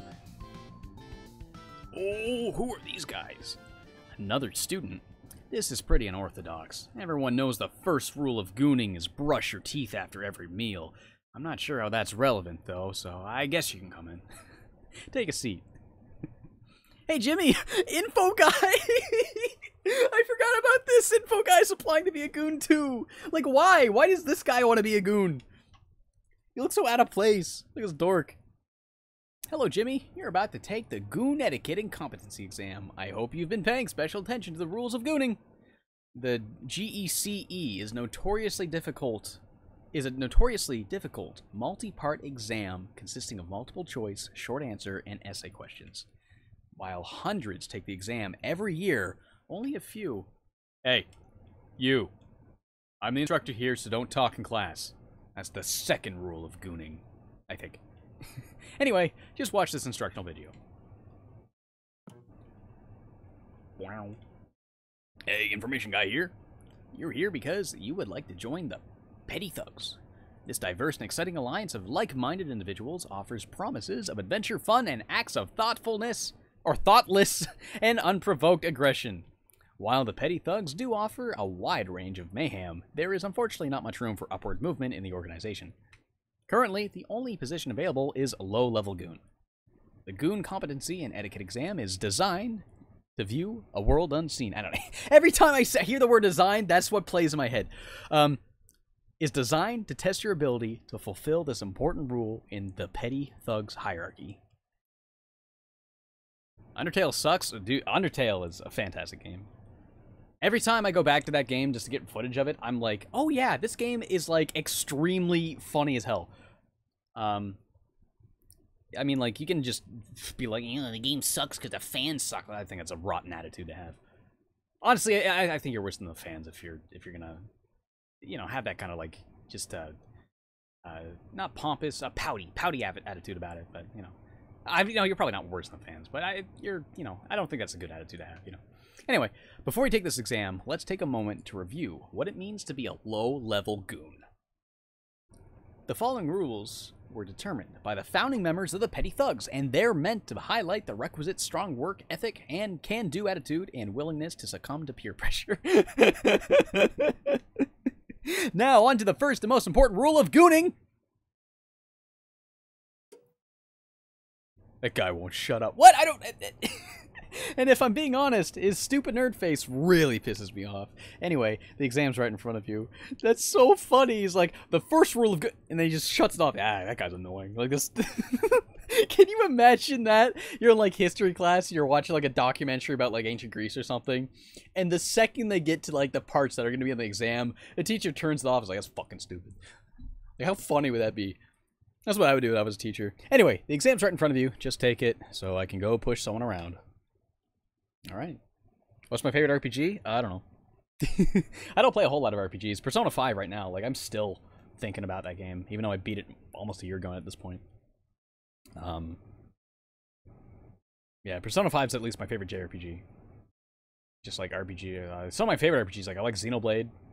I like plenty of RPG Maker games, obviously, like Lisa and stuff. Final Fantasy 6. Final Fantasy 15 was really fun. I like that one a lot. Oh, excuse me. I don't know. You know, a couple of RPGs. I'm not a huge RPG guy, but I've played a couple. Anyway, Jimmy tries to read the exam, but all of the words are mixed up. So he circles the multiple choice answers at random and draws pictures of ninjas in the essay section. Alright, that's probably enough time, I guess. I'm getting pretty impatient, honestly. Follow me to the next room in the second part of the exam. Aren't you gonna collect your papers? What? Oh yeah, probably. Just, look, just follow your orders. That's the first rule of gooning. In tandem, they all just move at once. That was good. Persona Q2 had you hyped? FEMCS is back. I don't know what that is. I thought Persona Q1 was boring and I never finished it. But hey, if you're excited for the new one, power to you. Oh man, I'm so nervous. I've wanted to be a low-level goon my entire life. The cool jacket, the torn jeans, the green dyed hair, everything about them is just so awesome. I've studied a supplementary gooning manual for months. I've had this outfit custom made. My mom really flipped her lid when she saw what I did to my hair, but that's okay. Today's the day I'm going to become a low-level goon. I can feel it. I hope I can make the cut too. Oh, I hope you can make the cut too. That's the first rule of gooning. Work together with your friends so you can achieve your dreams. Wow, it feels so cool to say that. This is going to be the best day of my life. Alright, so now you need to jump to the sorting hole. It'll, I don't know, tabulate your results or something. I'm too cool to know how it works, so just do it. Alright, there it goes. Come on, man. There you go. Alright. That definitely goo material right there. Right on. Alright, info guy. No, definitely not goo material. Sorry, dude. Crap. I cheated off that guy.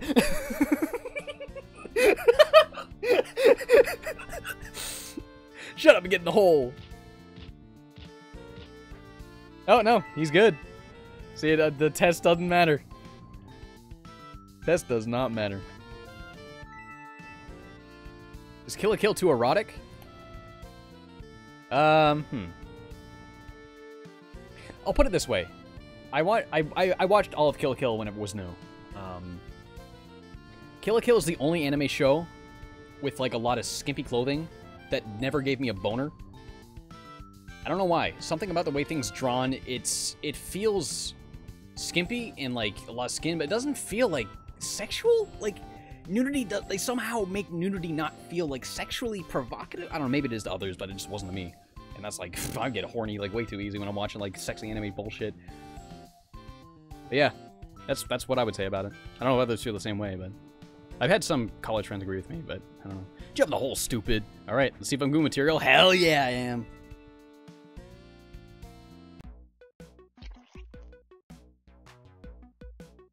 So what? I guess I passed the test?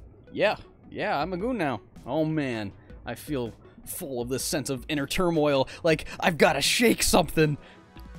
Dude, how about I shake you? Ooh! Yeah, that's what it means to be a low-level goon. These guys rule. Well, these guys are busting this car right up. The mouse became a goon! Hey, Jimmy, I bet you're surprised to find me here. It's only been a short time, but I feel like I've already come a long way. I mean, here I am, facing my fears head on. The thing is, I thought I was going to be really brave, but now that I'm here, I think everyone's just ignoring me. It's easy to ignore a little mouse. I'm not going to let that get to me, though. I'm here, and that matters. And this is just the start. I'm going to see so many great things on my journey. This mouse is going to be the final boss. I guarantee it. Hello, gentlemen. At where does the train swim this afternoon? What? What? What? Excuse me? At where does the train swim this afternoon? Okay, you're not making any sense to me. Who's this guy? He seems like some kind of foreign dude who got lost up and wound up here somehow. Lost up, you know what I meant. Lost and wound up. That makes me mad for some reason. Don't shake me. That makes me mad for some reason. No, the pressing of hand upholds the gregarious swan. What are you saying? I don't think you know what any of those words mean. Haha, it's good to see you too, Jimmy. Look at these guys. Yeah. Hey, can't you see I'm doing important work here? Imagine getting paid to, like, hang out in a cave and beat up cars. That'd be pretty sick. What I'm gonna do. He seems to be having a good dream. Oh, yeah. This is a boss fight right here. I'm gonna see if I can heal first and save. Oh, see if I can save. I can save anytime I want. But yeah, I'm gonna see if I can heal. Is there any healing in here? Listen up, new meat. The first rule of gooning is stay out of my tent. Oh, alright, sorry. I mean, probably would have learned the first rule of gooning if he didn't turn off the video, so, you know, can't blame me. Not knowing the rules.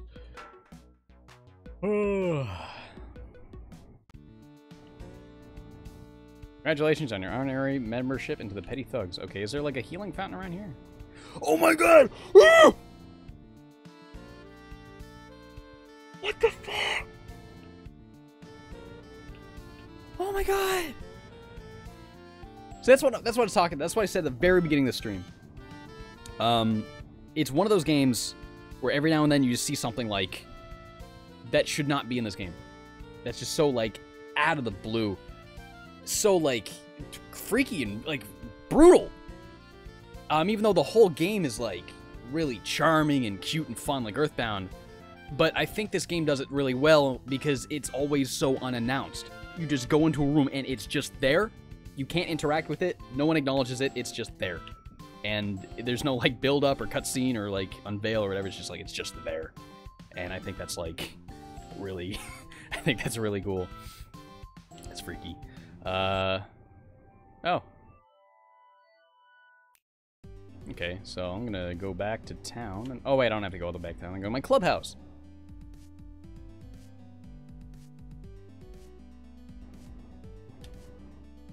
Oh man, I've been streaming for 2.5 hours. What am I doing?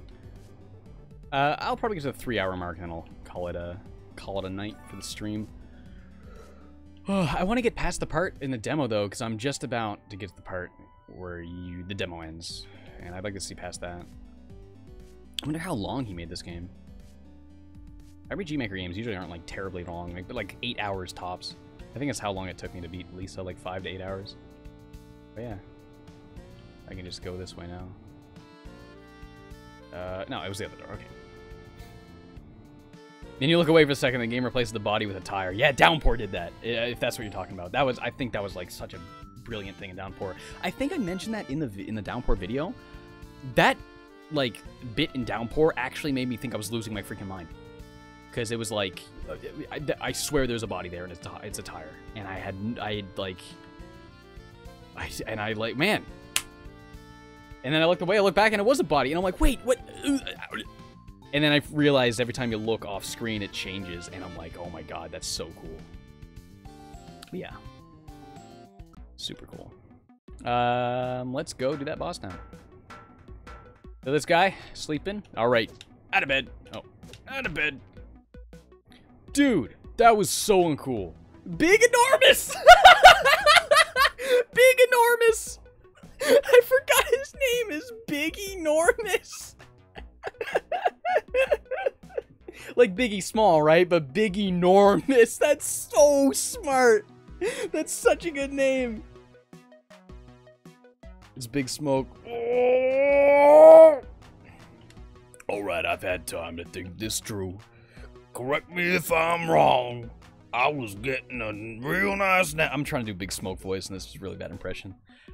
I was getting a real nice nap in, and then some chump comes and pulls me off my cot and onto the floor. And said chump did this despite the fact that the first rule of gooning is don't interrupt my naps. I love that running gag of like every rule is the first rule. Is that accurate?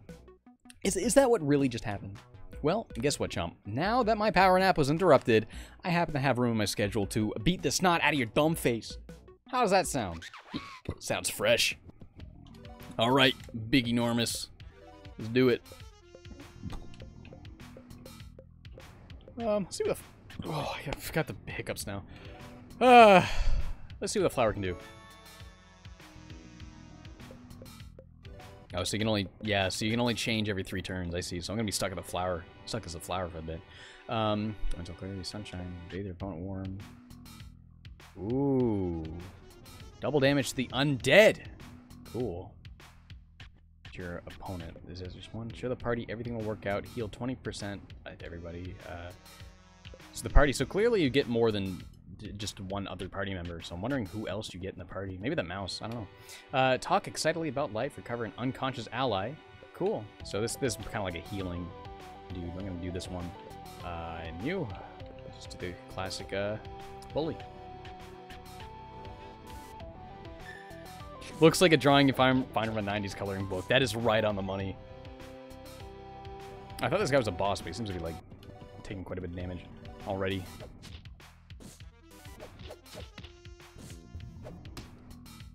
It looks like something you'd find in, like, the grade 3 math textbook. I love it.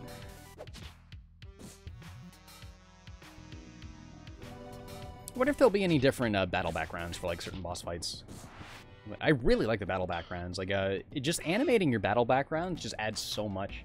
Because there's, like, that default kind of thing I see in a lot of RPG Maker games where they just take, like, a graphic and, like, do, radial blur, like, when it's blurred into, like, a circle or something like that. I don't know if you know what I mean. Like, swirl, blur, whatever. I like this. Like, that background, there's just a little bit of motion to it. Going from moon to sun, changing. It's just... you know, it's just enough to make it visually interesting, you know. You just need something there. You want, alright, I just want to lay here for a while. Alright. That's fair as fair. What do I shake him when he's on the ground? Please stop. You win. I feel like I'm gonna die. Oh, man. Well, let's move on. So I think that's just like an optional fight there. That's really funny that, like, you try to shake the guy, you pull him off the cot. God. Alright, so this healing fountain right there. I didn't have to go all the way back. What's this guy? Ugh. Okay. Bar. Hey! What am I supposed to give to babies? Want some milk, baby? Yeah, like, I want milk. Well, I don't have any milk. Now I feel bad for making you think I did. Give the kid his milk. In case you didn't notice. Oh, in case you didn't notice, this is a hangout for really cool grown-up dudes. So we don't got no little baby milk for the little baby. Oh! We'll get some milk back home. Buck! Okay, I see why Jimmy thinks Buck is cool. And Buck's a dick. But hey, he's a stick up for his brother when he's got it. Buck's a good guy, even though he's not. One time, the boss smiled at me. I fainted on the spot. I lost a lot of rep that day. I told Dee Dee she was a smoking hot babe and got this uncontrollable urge to shake her. Then she kicked me in the face. I just don't get girls, man. Come on, man. If I were taking a shot right now, you would totally mess it up. Remember, the first rule of gooning, don't make fun things less fun. Wow. Okay, that is a rule to live by. Don't make fun things less fun. Stop. I'm one of you. Is this loser lost or something? Get lost, loser. Shut up, nerd. Let me join the fun. Not you too. Things are supposed to be different. Oh, that's heartbreaking. That's funny, though. New recruit. Don't forget the first rule of gooning. Come up with a really cool laugh. There's my laugh. Loser. There we go. I think I'm ready to be a goon. I was watching, anybody remember Cubics? I was rewatching that yesterday, because the full episodes are all just on YouTube. Apparently it was on Hulu. But yeah, I watched like the first 2 episodes of that. I'm like, yeah, I remember this show. And there's a part where this bully character literally goes, and I was like, oh wow, I forgot that's like something that people actually did in cartoons. Look at this loser. Johnny Knives, I remember this guy. Did you really think you could outsmart me? My name used to be called My name used to be called Johnny Cats. Why? Because I sniff out every rat. It's a good line. I like that a lot. That's like, it's goofy, but also kind of like actually intimidating. That's good. Ahem. Okay. Oh, a notable thing about Cubics is I realized the guy that did the voice of Archie Andrews and Archie's Weird Mysteries voiced the main character in that show, which is like, that caught me off guard. I don't remember them being the same at all. Yeah. Yeah, it's the one with robots. Robots for Everyone it was like a Korean 3D animated show with robots. It was like okay, I remember liking it. I watched it all as a kid, I just don't remember any of it. Okay, so what I meant to say was Dee Dee warned me that you'd infiltrated the base and she made me come up here. Know why they call me Johnny Knives? I'll give you 2 guesses. Give up? It's my knives. I probably should have guessed. I carry them wherever I go. They're my greatest possession. Oh, I get it. 2 guesses. 1 for one knife, 1 for the other, because it's knives. Clearly, he's got more than one. And I'll tell you something else. These knives are going to cut you into little pieces, Jimmy. That's right. We figured out who you are. Well, Dee Dee did. If you would have just stayed in your house like a good little boy, this wouldn't have happened.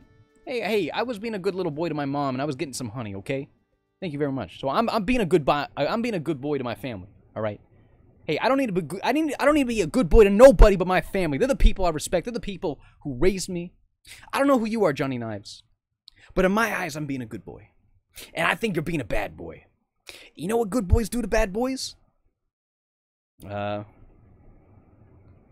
tell on them. I don't know. What a stupid little brat. You could be at home playing violent video games, but instead you're about to get your guts cut out and your teeth kicked in. That's right. Get ready to be in all sorts of pain, Jimmy boy. Okay. Oh my god, that face. Those expressions. Okay. I can't leave this fight. Separate your enemy from the personal belongings. Grift. That must be like steal. I'll steal your knives, Jimmy. Johnny, Jimmy. Yeah, I'm gonna steal his knives! I'm a bully. I'll get rid of Johnny first, just because I, clicked on it. Whatever.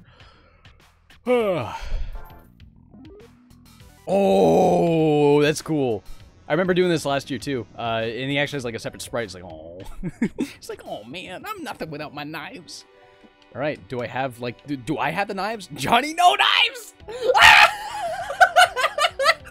That's so good! Johnny, no knives! It looks like Johnny Knives is Johnny No Knives. Now he's like, yeah, no, yeah, that's me. And, mad combo.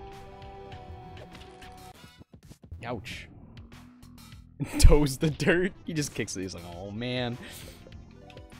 Man, Johnny sucks. What a dork. Oh, he can still attack. I guess he just does less damage then. So pro tip for when you play this, take Johnny Knives knives. Take the knives from Johnny Knives.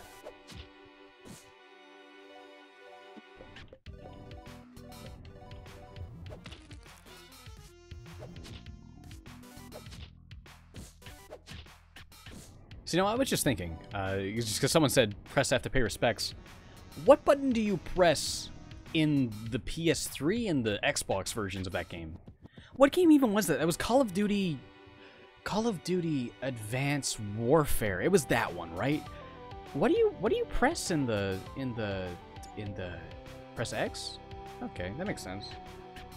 Oh wait, do you mean X on the Xbox or X on the PlayStation? So is it X on the Xbox or X on the play? That's square. Okay. It's square, that makes sense, because square is the left button, X is the left button as well. Okay. Right on.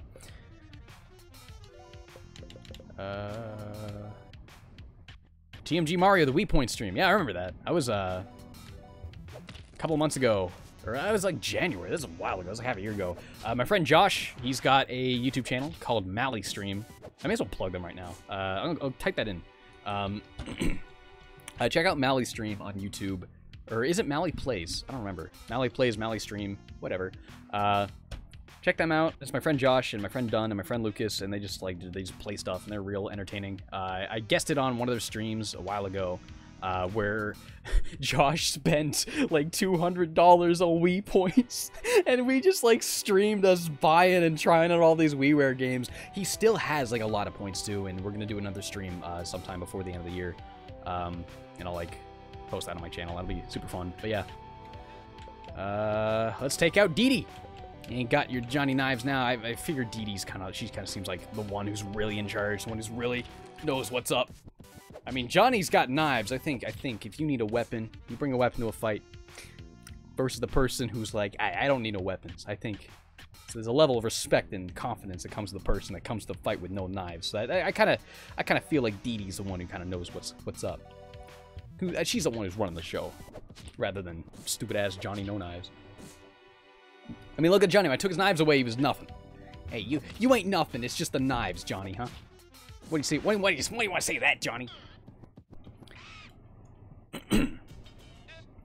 How could a little punk like you beat us? But my knives. Johnny, my man, remember rule number 1.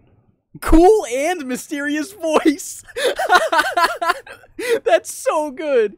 Johnny, my man, remember rule number 1. Keep your cool. Uh-oh.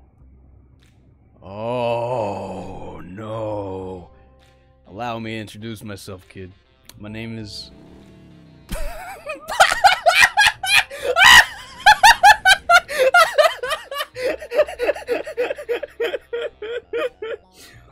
Fucking awesome. Yeah, I agree, Johnny. Finally. Hey, Johnny, I think Johnny and I have come to an understanding. That was pretty sick. That was awesome. Oh, it would have been more impressive if you hadn't crashed all those other times. Oh my god. It shows all that. That's so good. Hey, dude, not everybody with a pompadour is a JoJo reference, okay? Alright. Punch Tanaka. Oh wait, actually, he's got a Japanese name. Maybe that is a. I mean, I don't know. I've never watched. Again, I've never watched JoJo, so maybe that very well could be. Let me tell you a little something about Punch Tanaka. Punch Tanaka rides in the free and wild dreams of youth. Punch Tanaka is the tiger caged in the heart of man. Punch Tanaka wears his shades at all times, even in the shower. I thought I was gonna say even at night. That's even funnier. It is even in the shower. That's a good twist on a classic joke right there. I've got a hard lesson to teach you, kid. I'm cooler, tougher, and badder than you'll ever be. And now, you've shown up in my neck of the woods. You've got some nerve, kid. That's a very Punch Tanaka way of living, and I respect that. I can see why we were hired. I can see why we hired. I can see why we were hired to keep you in check. Okay, I had trouble fucking reading over that. You know, the more I look at you, the more you look just like a little Punch Tanaka. When I was a kid, I used to be a total hellraiser. One time I didn't take a bath for 3 weeks. That's okay. I think you're hurting yourself more than you're hurting others by doing that. Arguably. You could use a cooler haircut though, and maybe some shades. No, this ain't the time for making new friends. It's a time for pummeling enemies. And make no mistake, Jimmy, you're my sworn enemy. I've got an intense furnace of hatred for you inside my gut. Why is it there? Because I'm getting paid to hate you. And more than anything, Punch Tanaka goes where the money is. Don't look at me like that. With your childish eyes all filled with the naive hope for a better tomorrow. You're making the child in my heart cry. I can't take it anymore. I'm putting an end to this, Jimmy. The Reaper left me a message. It said, I'm Punch Tanaka, and I'm coming for you, Jimmy. Damn. That was some pretty dope dialogue. Okay, I don't think Johnny or Punch Tanaka has anything. I beat Johnny. What am I talking about? All right, I'm gonna use first aid on Jimmy. I'm kind of like dying. Oh, he's got a lot of health. So this is the real boss fight, because I was thinking like that previous one wasn't super difficult. I don't remember this. I don't remember if this is in the demo. Or if it's like, I don't know. The perspective on Tanaka's sprite's a little strange, though. It's hard to... I know he's facing away, but if you look at it at a certain angle, it kind of looks like his torso's facing towards you and his legs are on backwards, but it's kind of like an optical illusion. I feel like his right arm, part of his shirt, should be obscuring more of it, maybe. I don't know. But yeah. Bully. I'm a bully, you Punch Tanaka. I don't care if you're the coolest guy to ever be cool. I'm a bully who I want.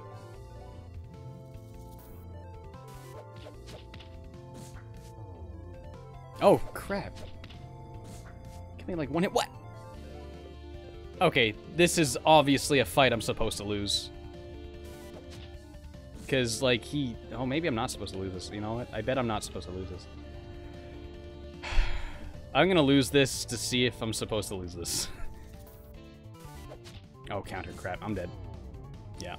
Jimmy lost.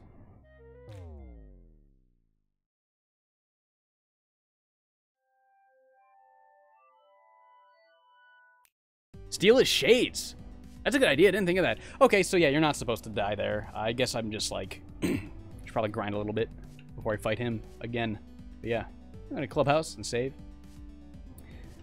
But yeah, I guess... I think I did the exact same thing when I played the demo. I think I was like... He killed me in one hit. And... it's interesting how conditioned psychologically I've been with RPGs like that. And because, like, it was such a new thing. Oh, you're supposed to lose this fight. You know, like Mega Man X did that. Chrono Trigger has done that. And it was like such a unexpected thing back then, and you try your best and you lose, and it's like, oh, I was supposed to. Okay, the plot's going on.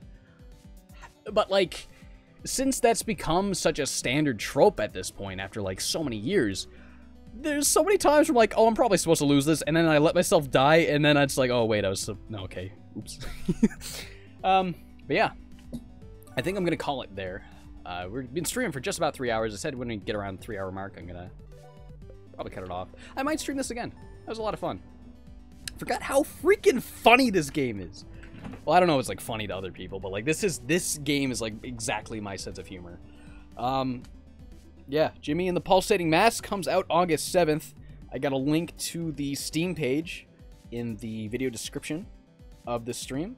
Just click on there and you'll see, you can get the game in 2 days, 2 or 3 days when it comes out. Let's stream this again. Maybe. I don't know. It's been fun. So yeah, thanks everybody for watching, and I'll see you guys later. See you around.